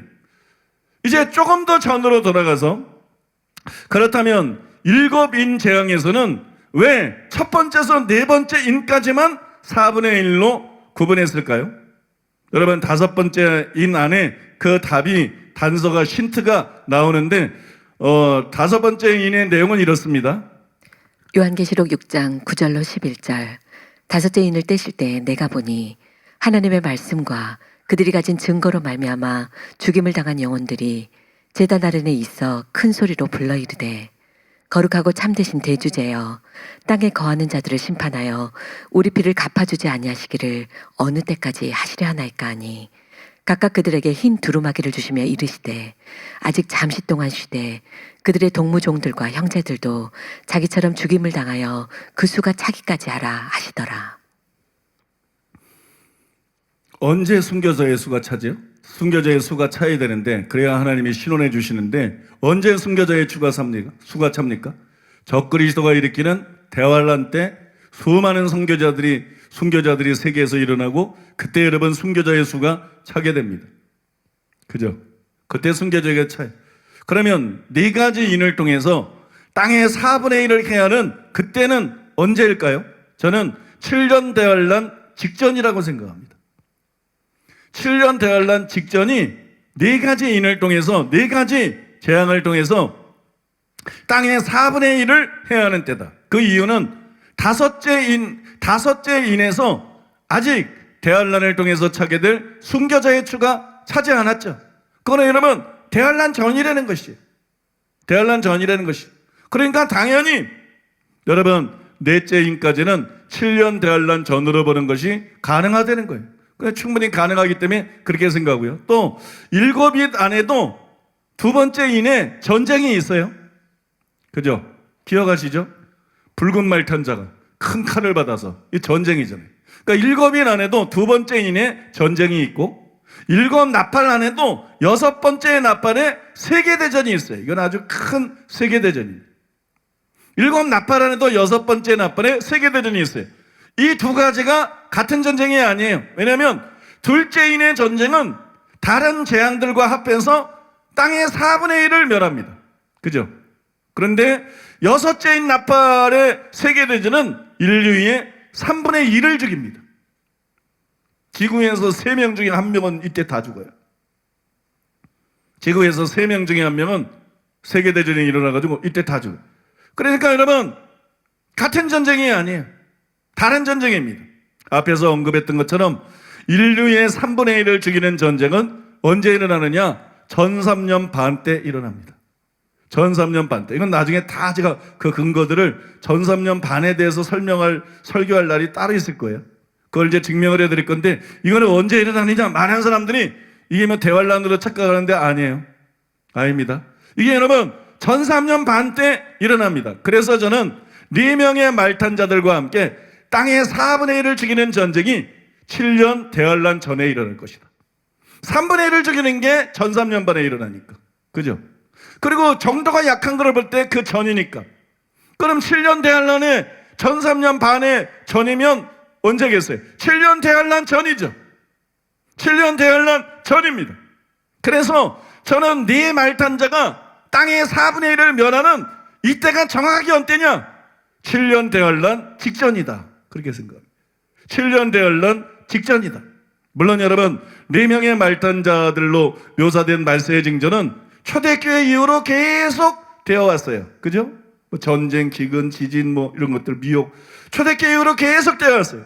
7년 대환란 이후에도 계속 이 일들이 일어납니다.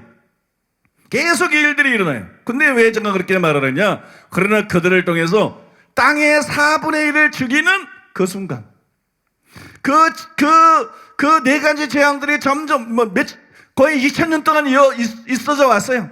근데 이것이 점점 강해져 가지고 땅의 4분의 1을 죽이는 그 수준에 이르는 그때가 바로 7년 대환란 직전이라는 거예요. 그때가 7년 대환란이 일어나기 바로 직전이다. 그 다음에 7년 대환란 때가 되면 그보다 훨씬 재앙이 있어져 가지고 인류의 3분의 1을 죽이는 그런 일들이 일어난다는 것이. 그러므로 여러분, 전쟁, 기근, 지진 이런 것들이 어떤 의미에서 일상적인 것이지만, 그러나 그냥 어디서 전쟁이 일어났대, 어디서 지진이 일어났대, 어디서 기근이 일어났대 이런 정도가 아니라 이것들을 앞에서 성경에 기록되어 있는 대로 인류의 4분의 1 정도가 죽을 정도로 심각한 전쟁과 기근과 지진이 일어나면 이제는 진짜 마지막 때구나. 이거는 일반적인 징조가 아니라 이제 7년 대환란이 다가왔다는 것이다. 7년 대환란에 들어갈 그 문 앞에 우리가 있다는 것이다. 그거를 깨닫고 일사각오를 새롭게 해야 된다는 거예요. 그냥 마지막 때는 일사각오입니다. 죽고자 하는 자는 사는 거고 살고자 하는 자는 죽는 거고. 믿습니까? 마지막 때는 일사각오예요. 일사각오를 새롭게 해야 돼요. 여러분, 이제 왜 말세의 징조를 통해서 시대를 구분할 수 있다고 제가 주장했는지 이해가 되실 것입니다. 먼저 네 말탄자로 상징되는 말세의 징조를 통해서 4분의 1을 행할 때까지는 7년 대환란 전입니다. 다음으로 6나팔 재앙을 통해서 인류의 3분의 1이 죽게 되는 때는 전삼년 반입니다. 그 다음에 마지막으로 7대접 심판을 통해서 바다와 강의 전부, 그 다음에 적그리스도를 따르는 자들을 전부 심판하시는 때는 후 3년 반 시대입니다. 이렇게 말세의 징조를 통해서 시대 구분이 가능하다는 것이, 우리는 이것을 통해서 계시록의 구조를 재확인할 수가 있는 거예요. 제가 여러분 7인방한 두루마기를 통해서 몇 장은 뭐고 몇 장은 뭐고 몇 장은 뭐고 이게 이거하고 다 맞아 들어가요. 그거로 제가 구조를 말씀드렸잖아요. 그 구조가 지금 제가 말씀드린 거하고 완벽하게 다 맞아 들어간다니까. 이거를 통해서 여러분, 우리가 본 계시록의 구조가 옳다는 것을 이 재앙들의 강도를 통해서 본 시대 구분을 통해서 알 수가 있는 것이에요. 그 다음에 여러분, 그것을 계시록 해석에 유용하게 잣대로 사용할 수 있죠. 그것을 계시록 해석에 유용하게 시금석으로 사용할 수도 있는 것이. 그래서 여러분, 저는 이런 걸 이해하는 것이 필요하다고 생각하고 또 중요하다고 생각합니다. 솔직히 말씀드리면 이 중에 4분의 1에 대한 것은 성경에 근거한 것입니다. 물론 성경에 근거한 것이지만 그러면서도 추측이에요. 성경에 근거한 추측입니다. 성경에 근거한 추측. 그러니까 그러면 틀릴 수도 있어요. 제가 이렇게 생각하는 것이 틀릴 가능성이 전혀 없는 건 아니에요. 틀릴 수도 있어요. 근데 틀려도 문제가 안 됩니다. 아니, 왜 틀려도 문제가 안 됩니까? 왜 그럴까요? 왜냐하면 내 말탄자를 통해서 땅의 4분의 1을 죽이는 것보다 더 확실한 말세의 징조가 있기 때문에, 그것이 적그리스도의 출현과 대환란입니다. 그러니까 내 말탄자를 통해서 땅의 4분의 1을 죽이는 그때가 와야 비로소 이제 일반적인 시대가 아니라 7년 대환란이 들어가는 시기다. 그러니까 4분의 1이 죽을 때까지 우리가 계속 기다리는 게 아니라는 얘기지. 이게 맞든 틀리든 아무 상관이 없다는 것이.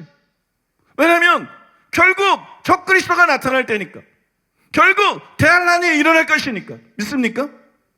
여러분, 성경에 기초한 이 추측과 해석이 맞든지 틀리든지 적그리스도가 출현하고 적그리스도가 성전에서 앉아서 자기를 하나님이라고 주장하게 되면 이제는 무조건 예수님의 재림이 몇 년밖에 안 남은 거죠. 그죠?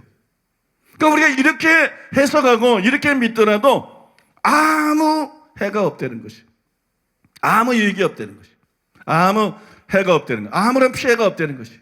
여러분 믿습니까? 그래서 여러분, 아무튼 저는 그렇게 해석이 됩니다. 아무튼 그렇게 해석이 되고 그렇게 이해가 됩니다. 괜히 4분의 1이 나오는 게 아니다. 왜 여긴 4분의 1일까? 그 다음에 왜 여긴 3분의 1일까? 왜 이내에서는 네 번째까지 4분의 1이고 왜 나팔에서는 여섯 번째 나팔에까지 3분의 1을 내놨을까? 다섯 번째는 3분의 1의 말이 안 나왔는데 왜 여섯 번째 가서 또다시 3분의 1이라고 하면서 3분의 1로서 첫 번째에서 여섯 번째까지 묶었을까? 보니까 그게 전삼년반이더라는 거야. 다른 걸 통해서 다 요 기간이 전삼년반이라는 것을 이미 해석하고 분별하고 파악하고 있는데 그게 전삼년반 시대를 정확하게 그렇게 끊어서 묶어놨다는 거예요. 그 다음에 왜 대접 심판에는 아무런 구분이 없을까? 첫 번째는 구분이 있었는데 두 번째도 구분이 있었는데 왜 대접 심판에는 아무런 구분이 없을까? 또 자세히 보니까 안 그런 것 같은데 4분의 1도 나오고 3분의 1도 나오는데 대접 심판에는 그런 게 안 나오는 것 같아요. 근데 본문을 자세히 보니까 그게 아니야. 나팔 심판에서는 바다의 3분의 1을 멸했는데 배들도 3분의 1이 깨지고 그죠? 나팔 심판에서는 강들의 3분의 1을 멸했는데 대접 심판해 보니까는 전체 바다 모든 생물이 다 죽는 거야. 모든 강이 다 피가 되는 거야. 그럼 모든 강의 생물들이 가물치, 메기, 붕어, 잉어 모든 강의 생물들이 다 죽는 거야. 자세히 보니까 이게 질서가 있구나. 질서가 있고 구분이 있구나. 그러면 왜 이런 표현? 이거 사인이다. 이게 하나님이 우리가 성경을 이해할 수 있도록 이렇게 사인들에 놓으신 것이다. 내 말탄자를 통해서 재앙이 일어나는 것은 예수님이 마태복음 24장을 말씀하신 이후로 지금까지 계속 일어나는 것이고 예수님 재림 때까지 일어날 것인데 근데 이것이 4분의 1을 멸할 때가 올 것이다. 이 재앙들을 통해서 4분의 1을 멸할 때가 올 것이다. 이게 7년 대환란 전이라는 사인이구나. 그 다음에 7년 가운데 들어가서 전 3년 반 동안 첫 번째에서 여섯 번째 나팔 재앙이 이루어짐으로써 3분의 1을 이게 전 3년만 이루는 사인이구나. 그 다음에 일곱 대접은 말할 것도 없어요. 일곱 대접은 다 후 3년반에 이루어진 거야. 동일한 시대. 그래서 구분이었구나. 앞에는 구분해놓고 일곱 대접에 구분이 없는 것은 그래서 구분이 없는 것이고 4분의 1, 3분의 1이 안 나오는 것 같지만 바다에 대한 기록을 자세히 살펴보니까 강에 대한 기록을 자세히 살펴보니까 이게 안 나오는 게 아니다. 믿습니까? 이게 더 진전된 상태다. 전체적인 심판이다. 그래서 여러분 저는 이런 구분을 통해서 시대를 구분할 수 있다는 것을 깨달은 것입니다. 시대를 구분할 수 있다는 것. 4분의 1은 이런 일반적인 말세 징조의 막바지에 이르렀고 7년 대환란 직전이 되는 걸 말하는 것이고 3분의 1은 전 3년반 이런 걸 말하는 것이고 그 나머지는 이제 후 3년반 대환란이라는 것을 말하는 것이고 그 다음에 예수님의 재림이 있는 것입니다. 믿습니까? 여러분 우리가 다시 말씀드리지만 마지막 때 우리에게 요구가 되는 것은 용기입니다. 용기. 마지막 때 우리에게 요구가 되는 것은 일사각오입니다. 일사각오. 마지막 때 우리에게 요구가 되는 것은 자기 목숨보다 주님을 더 사랑하는 거예요. 여러분 예수님이 누가복음 14장에서 뭐라 그러셨어요? 누가복음 14장에서 수많은 사람들이 예수님을 따라옵니다. 근데 너희가 내 제자가 되려고 그러면 너 나 따라온다고 내 제자가 아니야. 나한테 막 열광하고 내 설교를 듣고 기적이 일어나는 걸 보고 빵을 먹고 너희가 세례를 받고 제자들에게 세례를 받고 너희들이 예수님의 제자라 그러고 그런다고 제자가 아니야. 누구든지 진짜 내 제자가 되려고 그러면 자기를 부인하고 자기 십자가를 지고 나를 쫓아야 된다. 누구든지 내 제자가 되려고 그러면 자기 소유를 다 버려야 된다. 지금 한국교회 목사들의 제일 큰 문제가 탐심 아닙니까? 탐심. 기복신앙. 순복음의 기복신앙. 이게 문제 아닙니까 여러분? 누구든지 내 제자라 그러면 자기 소유를 능히 버릴 수 있어야 된다. 재산의 소유권을 진짜 예수님께 드릴 수 있어야 되고, 예수님이 실질적인 그의 주인이 될 수 있어야 된다. 누구든지 내 제자가 되려고 그러면 자기 어머니나 아버지나 자기 아들이나 딸이나 나보다 더 사랑하면 내게 합당치 않다. 이게 얼마나 심각한 말씀이에요? 여러분, 주님을 얼마나 사랑하십니까? 어머니 사랑하는 거하고 비교해보세요. 자식 사랑하는 거하고 비교해보세요. 자기 어머니나 아버지를 나보다 더 사랑하는 자 필요 없다. 예수님 필요 없다. 따라오지 마. 귀찮아. 네가 무슨 제자냐? 난 널 위해 죽을 건데. 나는 널 위해서 희생제물이 되기 위해서 가는 것인데, 난 널 위해서 십자가에 못 박히고 피 흘리고 죽기 위해서 가는데, 너는 내 아버지, 내 어머니, 내 아들, 내 딸, 그것 결국 너잖아. 네가 다른 노인들도 그렇게 사랑하나? 네가 다른 아이들도, 네가 다른 고아들도 그렇게 사랑하나? 아니잖아. 그냥 네 엄마라는 거잖아. 네 엄마.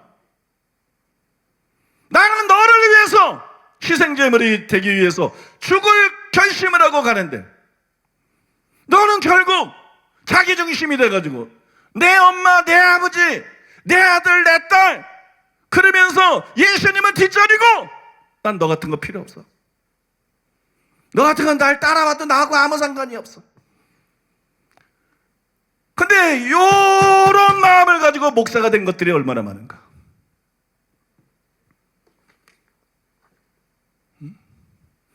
이런 마음 가지고 회개하지 않고 장로가 된 것들이 얼마나 많고, 권사가 되고 집사가 된 사람들이 얼마나 많은가.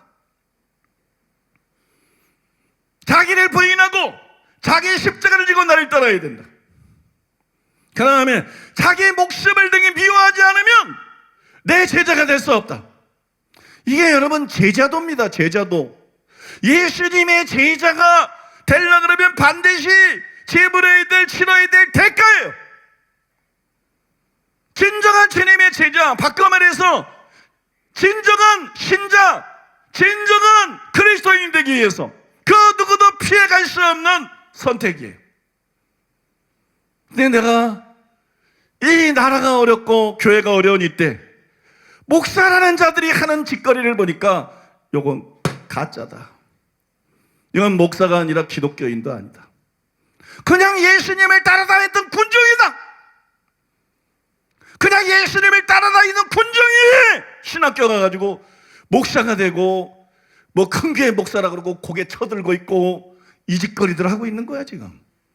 노회장도 하고 총회장도 하고 뭐 이 짓거리 하고 있는 거야. 한교회는 회장도 하고. 비극적인 상황입니다. 망연자실하고 슬프고 탄식이 나오고 통곡하고 싶은 이 나라의 목회자들의 실상이고, 이 나라들의 장로, 권사, 신자들의 실상이고, 교계와 언론의 실상이에요. 여러분, 진짜가 돼야 됩니다. 교회 나온다고 진짜 되는 거 아니고, 신앙 고백한다고 진짜 되는 거 아니고, 세례 받는다고 진짜 되는 거 아니고, 방언한다고 진짜 되는 거 아니고, 기도 좀 한다고 진짜 되는 거 아니에요. 용기가 있어야 됩니다. 주님을 위해서 자기 목숨을 미워할 수 있어야 됩니다. 자기 십자가를 질 수 있어야 됩니다. 예수님을 따라갈 수 있어야 됩니다. 예수님이 십자가 지려고 가신 것처럼 그분들을 따르면서 필요하다면 내 목숨이라도 바치겠습니다. 입으로만 주여 주여가 아니고 정말 예수님이 그 사람의 주인이어야 됩니다. 정말 예수님이 나의 주인이어야 됩니다. 여러분, 별거 아니지만 예를 하나 들어볼까요? 오늘 여러분 송선주 전도사님이 나와서 간증을 했습니다. 그 다음에 누가 시켰나요? 제가 여러분 김 목사님에 대한 두 가지 간증을 했습니다. 김 목사님의 두 가지 놀라운 간증을 통해서 그를 띄운 거예요. 그를 높인 거예요. 왜 그럴까요? 하나님 나라를 위해서. 왜 그럴까요? 아프리카를 위해서. 왜 그럴까요? 영혼을 위해서. 왜 그럴까요? 하나님의 나라를 위해서. 누구도 나의 경쟁자가 아니라는 것이에요. 동역자지. 누가 살아도 상관없다는 것이, 하나님이 누구를 써도 상관없다는 것이, 하나님이 누구를 높여도 상관이 없다는 것이. 왜? 적어도 나는 나를 위해 사는 게 아니니까. 적어도 나는 주님이 나의 주인이니까. 주님을 위해 사는 거니까. 주님을 위해 일하는 것이니까. 내가 목회자 세미나를 하려고 요 마음 가진 사람을 너무 없어. 요 마음 가진 사람이 너무 없어.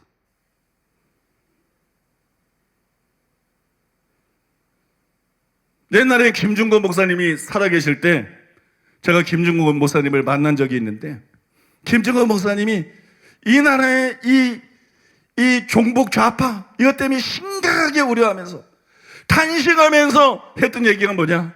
그 얘기가 뭐냐면, 목사들이 저 대회장 시켜주고 저 설교 시켜주고 저 띄워주지 않으면 하나도 안 보인다. 정말 나라 살리자고, 정말 한국교회를 일으켜보자고, 초대형 교회가 그렇게 많고 유명한 목사들이 그렇게 많아도 설교시켜주고 대회장시켜주고 제 이름이 높아지지 않으면 하나도 보이는 것이 없다.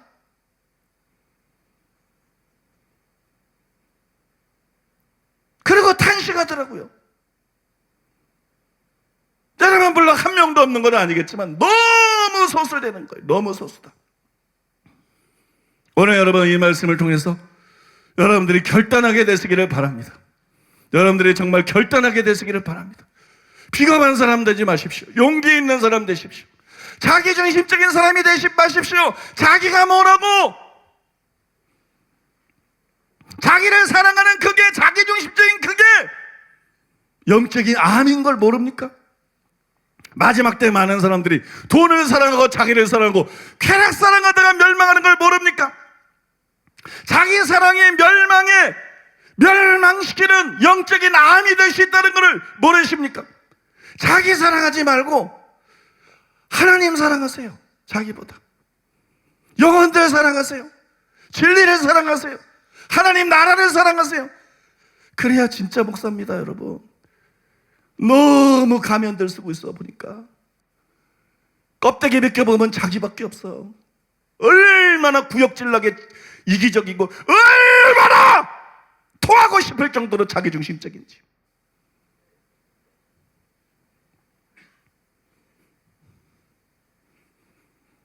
예수님을 못 오가지 마시고 실제로는 자기중심적이고 자기를 위해 살면서 주여 주여 입으로만 맨날 주여 하면서 예수님 못 오가지 마시고 자기중심적인 거 회개하고 정말 예수님을 자신의 실질적인 주님으로 모셔드리고.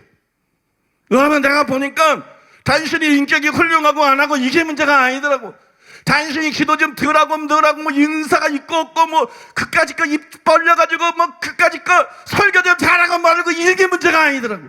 하나님은 중심을 보시는데, 너는 네 중심이냐 하나님 중심이냐, 너는 교회 중심이냐 네 교회 중심, 전체 교회 중심이냐 네 교회 중심이냐, 너는 단순히 네 교회 성도 중심이냐 아니면 이 나라의 영혼, 아니면 열방의 영혼, 정말 그 영혼을 바라보고 있느냐. 하나님은 그걸 보고 계시더라고. 하나님은 그걸 보시고 누군가를 일으키기도 하시고 누군가를 세우기도 하시고 누군가를 크게 쓰시기도 하시고. 물론 여러분들 중에 많은 사람이 그런 사람인 걸 제가 알지만 이 문제에 있어서 다시 한번, 그래도 목회자들 중에 내가 가보면 괴물들이 한 번씩 나오더라고. 속에 자기밖에 없는 것들, 이기적인 것들, 극단적으로 이기지. 우리 교회 목회자들 중에도 있다, 이런 얘기예요. 신자들 중에도 덜어 있어요. 여러분, 이거 회개하시고 정말 여러분 주님 중심의 사람이 돼서 주님 마음이 아픈 사람이 돼서 주님께 인정받고 주님 기쁘시게 하고 주님께 쓰임받고 주님 마음을 시원케 해드리는 저와 여러분이 되기를 예수님의 이름으로 축복합니다. 우리 들은 말씀 기억하면서 회개할 거 회개하고 우리 통성으로 기도하겠습니다. 주여 삼창하고 기도하겠습니다. 주여 주여 주여!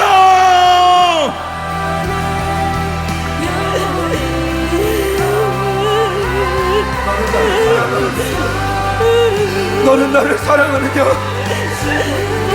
주님 베드로에게 물으신 것처럼 오늘 우리에게도 묻고 계시니 너는 나를 어떤 모습으로 사랑하느냐? 너는 나를 어느 수준으로 사랑하느냐? 내가 너를 사랑한 것처럼, 너를 위해 나의 모든 것을 버린 것처럼 너는 그렇게 나를 사랑하느냐? 내 자신을 부인하고 너의 목숨까지 내어놓을 정도로 그렇게 너는 나를 사랑하느냐? 아버지, 아버지, 그 사랑을 알게 하시옵소서. 그 사랑을 알게 하시옵소서. 주님을 그렇게 사랑할 수 있도록 은혜를 베풀어 주시옵소서. 우리에게 주님이 그 사랑을 요구하시는 것은 그것이 우리의 영혼의 유익이기 때문입니다. 그렇게 주님을 사랑하는 자라만 끝까지 믿음을 지킬 수 있기 때문입니다. 그렇게 주님을 사랑하는 자야만 그렇게 주님을 위해 살 수 있기 때문입니다. 주님, 나를 과연 그런 사람입니다. 주님을 향한 나의 사랑은 어떤 수준입니까? 주님을 사랑한다고 하지만 여전히 내 속에 이것저것 계산하고 따지는 내 모습을 봅니다. 주님을 사랑하는 마음이 있지만 그 마음이 너무나 작은 것을 봅니다.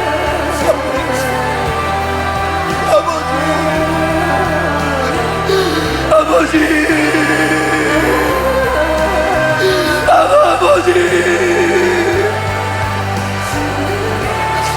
주님을 전심으로 사랑하게 하소서. 내 모든 것을 다해 주님을 사랑할 수 있도록 주님의 사랑을 더 알게 하소. 나도 그 사랑에 반응하게 하시옵소서. 주의 그 크신 사랑 앞에 나도 그렇게 주님을 사랑하는 자로 결단하고 그 마지막 때를 살아갈 때에 주님을 사랑하기 때문에 일상하고의 신앙으로 주님을 따를 수 있는 그런 주의 신부가 되게 하여 주옵소서. 주의 정결한 신부, 끝까지 주님을 향해 나의 믿음의 지조를 꺾지 않을 수 있는 그 믿음을 가진 신부가 되게 하소서. 정결한 신부로, 거룩한 신부로 주님을 사랑하기 때문에 내 모든 것을 던질 수 있는 내 눈에 주님밖에 보이지 않고 내 눈에 영혼들밖에 보이지 않고 나는 없어지는 주님 그 삶이 될 수 있도록 그 삶이 될 수 있도록 아버지 은혜를 부어 주시옵소서.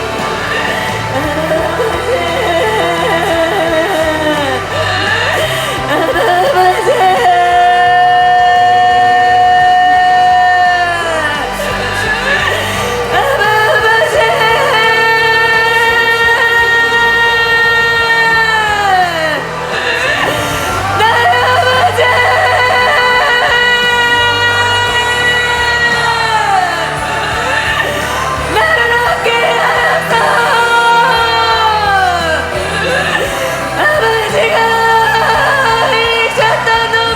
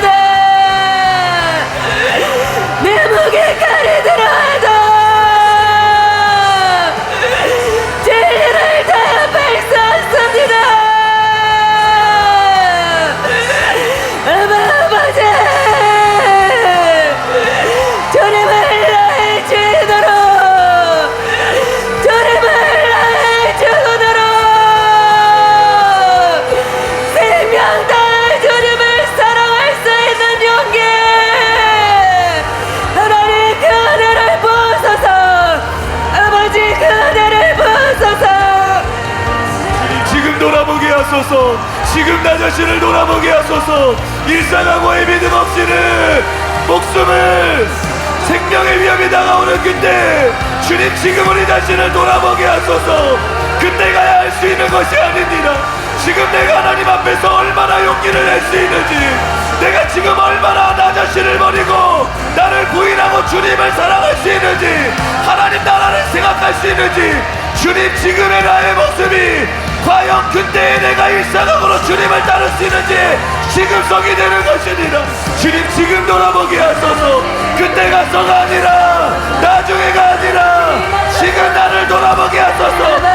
빛을 비춰주시고 내 안에 또아리를 들고 있는 자기중심적인 마음들, 내 안에 모든 이기심들을 지금 수술하여 주시옵소서.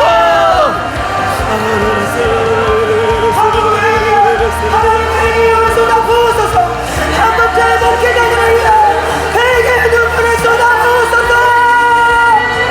아버지, 아버지, 하나님 우리가 잘못했습니다. 하나님 우리가 잘못했습니다. 그때 회개의 영을 쏟아부으소서. 우리가 이미 배도의 길로 떠나서 이 악함을 주님 용서하소서. 주님 은혜를 부으소서. 아버지 하늘의 문을 여시는 아버지, 아버지 임하소서. 주님이 우리를 위하여 죽으셨던 것처럼 하나님 우리도 아버지를 위하여 생명 다해 사랑하기를 원합니다. 생명 다해 사랑하기를 원합니다. 용기는 어디서 나오느냐? 너를 생명 다해 사랑하는 데서 나온다. 아버지 생명 다해 하나님을 사랑하게 하소서. 아버지 생명 다해 하나님을 사랑하게 하소서. 이 은혜를 지금 부으소서. 이 은혜를 지금 부으소서. 하나님이 하늘의 문을 여시고 지금 우리에게 이 은혜를 붓고 계십니다. 지금 이 은혜를 붓고 계십니다. 아버지 임하소서. 아버지 임하소서. 하나님을 생명 다해 사랑할 수 있는 은혜, 제자가 될 수 있는 은혜 부으소서. 부으소서. 부으소서.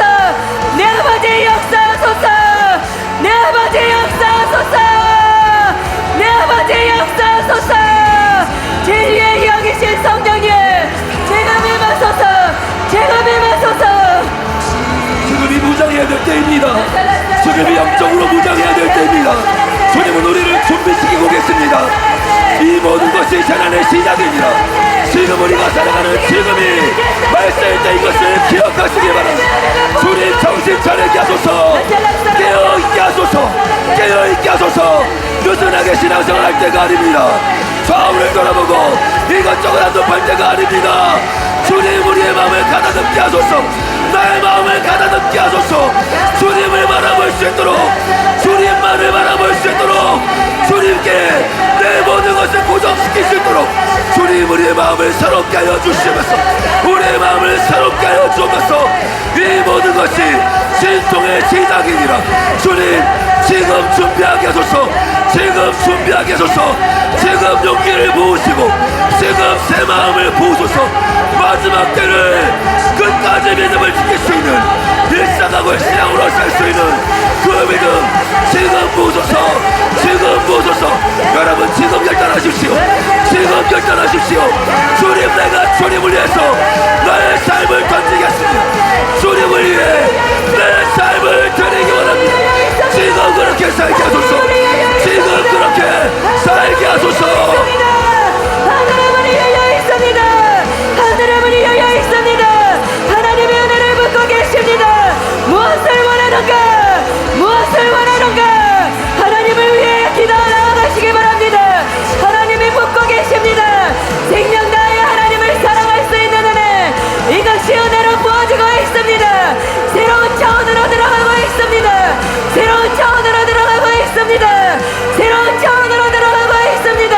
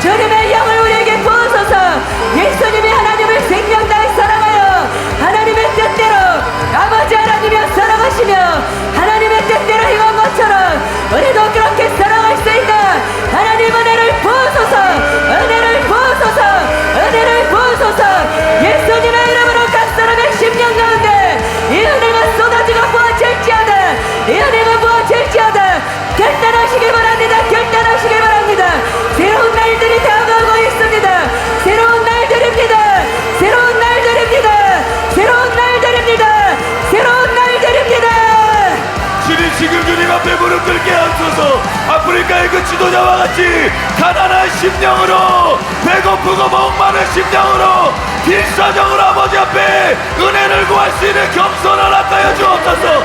지금 일생함으로 나아가게 하소서. 주님 다시 오시는 그날뿐 아니라 우리 개인의 종말이 언제 올지 알 수 없기에 지금 일생함으로 주님 앞에 나아가니라. 나를 부인하고 주님을 온전히 따를 수 있도록 아버지 지금 은혜를 부어주시옵소서. 말씀의 검으로 찌르고 수술하여 주옵소서. 말씀의 검으로 내 심령 깊은 곳에 감춰진 이기심, 뿌리 깊이 감춰져 있는 그 자기중심적인 것들을 지금 다 도려내주시고 주님을 위하여, 의를 위하여 사는 자 되게 하여 주옵소서. 주님께서 찾으시는 선하고 정의를 행하는 것, 바른 것을 위하여 진짜 목소리를 말할 수 있는 그런 사람이 되게 하여 주옵소서. 한국교회 안에 그런 지도자들이 일어나게 하여 주시옵소서. 아버지 은혜만 주시옵소서.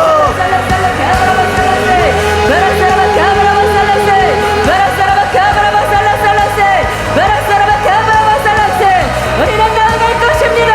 하나님의 나라를 위하여 아버지 나아갈 것입니다. 복음을 들고 나아갈 것입니다. 아버지 역사하소서. 전국 복음을 지킬 것입니다. 진리를 외칠 것입니다. 타협하지 않을 것입니다. 삼정 사역을 통하여 예수님이 행하셨던 일들을 하며 그보다 더 큰 일을 행할 것입니다. 주님이 원하시기 때문입니다. 주님이 하늘의 문을 열으시고 우리에게 기름 부으시고 우리에게 주님의 마음을 부으시고 수많은 영혼들을 살리시기를 원하시기 때문입니다. 우리를 훈련시키시고 우리를 연단하시고 우리의 자아가 죽어지게 하시고 온전히 주님을 사랑하게 하시고 하나님의 심정을 주셔서 하나님의 마음과 하나 되게 하셔서 더 겸손하게 더 낮아진 마음을 가지고 아버지 더 가난한 심령을 가지고 우리가 주님 앞에 나아갑니다. 우리는 본캐를 능가할 것입니다. 우리는 본캐를 능가할 것입니다. 아버지 역사하소서. 아버지 역사하소서. 하나님의 사람들이 오죽선 일어날 수 있도록 역사하소서. 아버지 역사하소서. 여기 있는 자들이 일어나게 하소서.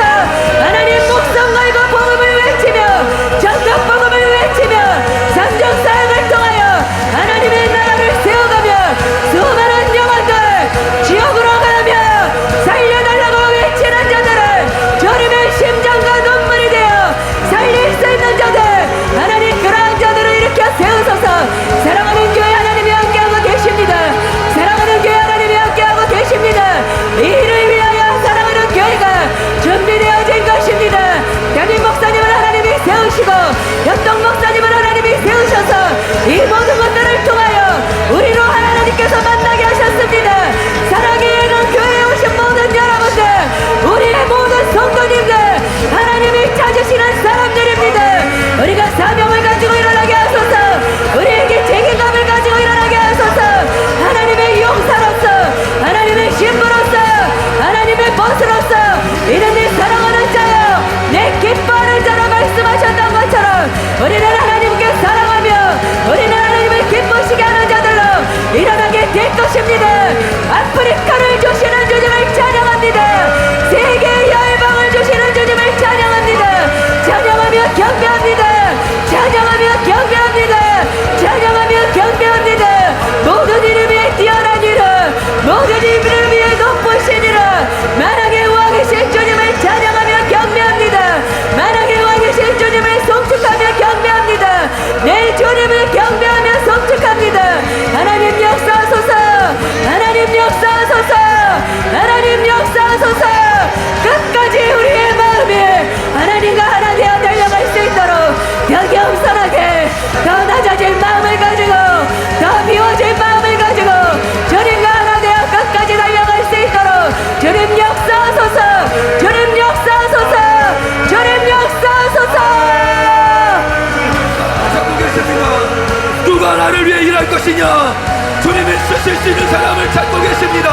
그 마음에 하나님만 있는 사람, 그 마음에 영혼들만 있는 사람, 하나님의 나라로 가득 찬 사람, 자기가 비워지고 주님을 위해 목숨을 던질 수 있는 사람, 주님은 그런 사람들을 찾으십니다.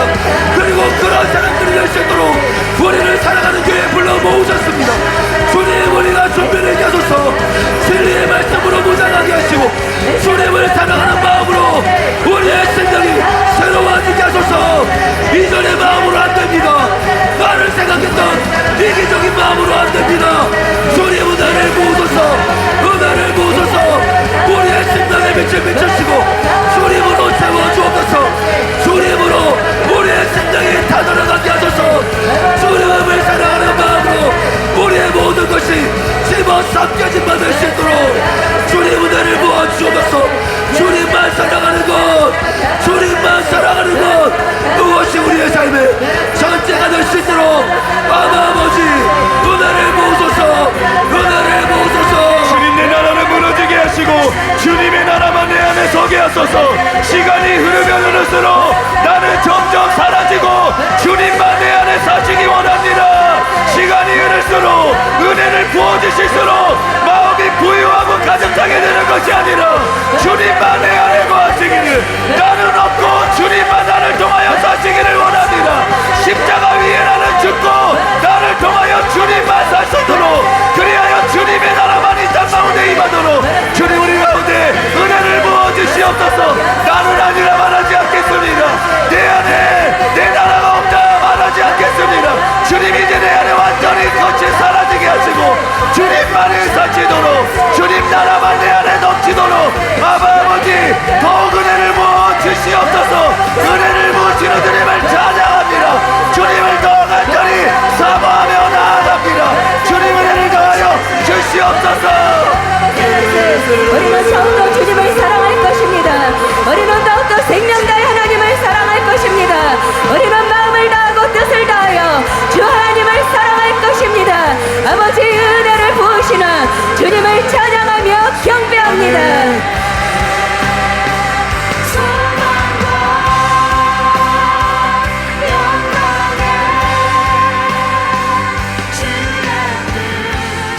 이 모든 말씀 존귀하신 예수님의 이름으로 기도드리옵나이다.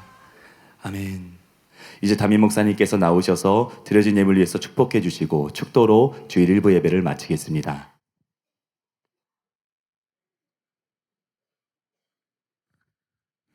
기도하겠습니다. 고마우신 아버지 하나님의 사랑과 은혜를 생각할 때 감사드리고 찬송드리고 찬양드리며 주님께 영광을 돌립니다.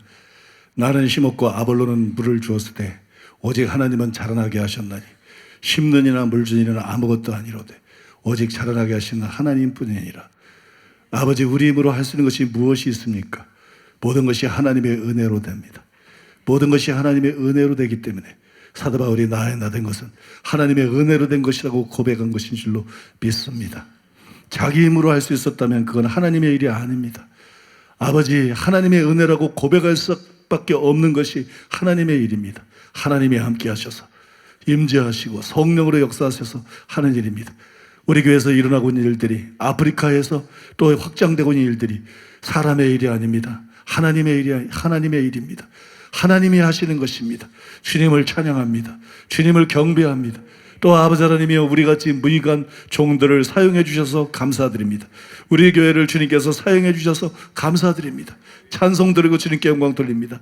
아버지, 우리가 더 주의 은혜로 주님 쓰시기에 합당한 사람으로 빚어지게 하여 주시옵소서. 더 주의 성령을 부어 주옵소서. 더 주님의 마음을 부어 주옵소서. 더 주님으로 충만하게 하여 주옵소서. 그래서 맡기신 사명 감당할 수 있게 해주시옵소서. 짧은 인생 살다가 죽는데 아프리카를 변화시킬 수 있다면 아버지 하나님, 얼마나 가치 있는 일입니까? 또 아프리카를 위시해서 열방을 변화시킬 수 있다면 얼마나 가치 있는 일입니까? 하나님이 그 일을 우리를 통해서 하시고 싶어 하시는데 우리 자신을 내어드리게 하여 주시옵소서.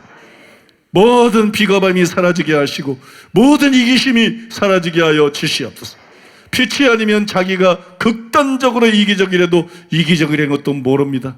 그래서 바리새인 보고 예수님이 소경이요 우맹이라고 말씀한 것입니다. 주님이 이 시간에 눈을 열어 주시옵소서. 빛을 비춰 주시옵소서. 자신들의 실상을 볼 수 있게 주시옵소서. 하나님 앞에, 주님의 임재 앞에 자기를 발견했던 이사야처럼 자기를 보게 하시고 통회하고 회개하게 하여 주시옵소서. 변화되고 새로워지게 하여 주시옵소서. 정말 하나님께 쓰임 받으시는 우리들 되게 주시옵소서. 우리를 향한 주의 뜻을 다 이루어 드릴 수 있도록 도와 주시옵소서. 아버지 은혜 감사해서 아버지 앞에 예물을 드렸습니다. 주일원금 11조 감사헌금 각종 예물을 주 앞에 올려드렸습니다. 주님 영광 받으시고 높임 받아주시고 예물 쓰이는 곳에 역사하여서 하나님의 뜻이 이루어지게 하여 주시옵소서. 정성껏 예배를 드린 성도님들을 예수님의 이름으로 축복합니다. 주님 재물 얻을 능력을 양손에 부어 주시옵소서.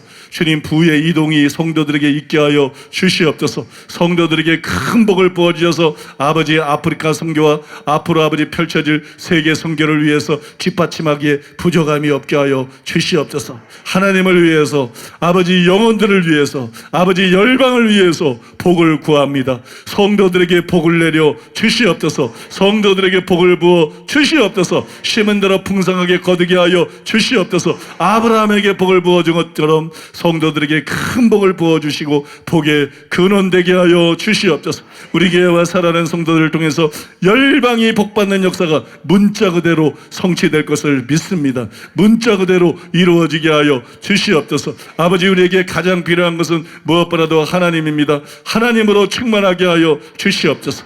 이 시간에 하나님을 구합니다. 이 시간에 예수님을 구합니다. 이 시간에 성령님을 구합니다. 하나님을 깊이 알기 원합니다. 하나님과 친밀해지기를 원합니다. 하나님과 동행하기 원합니다. 하나님으로 충만케 하여 주시옵소서.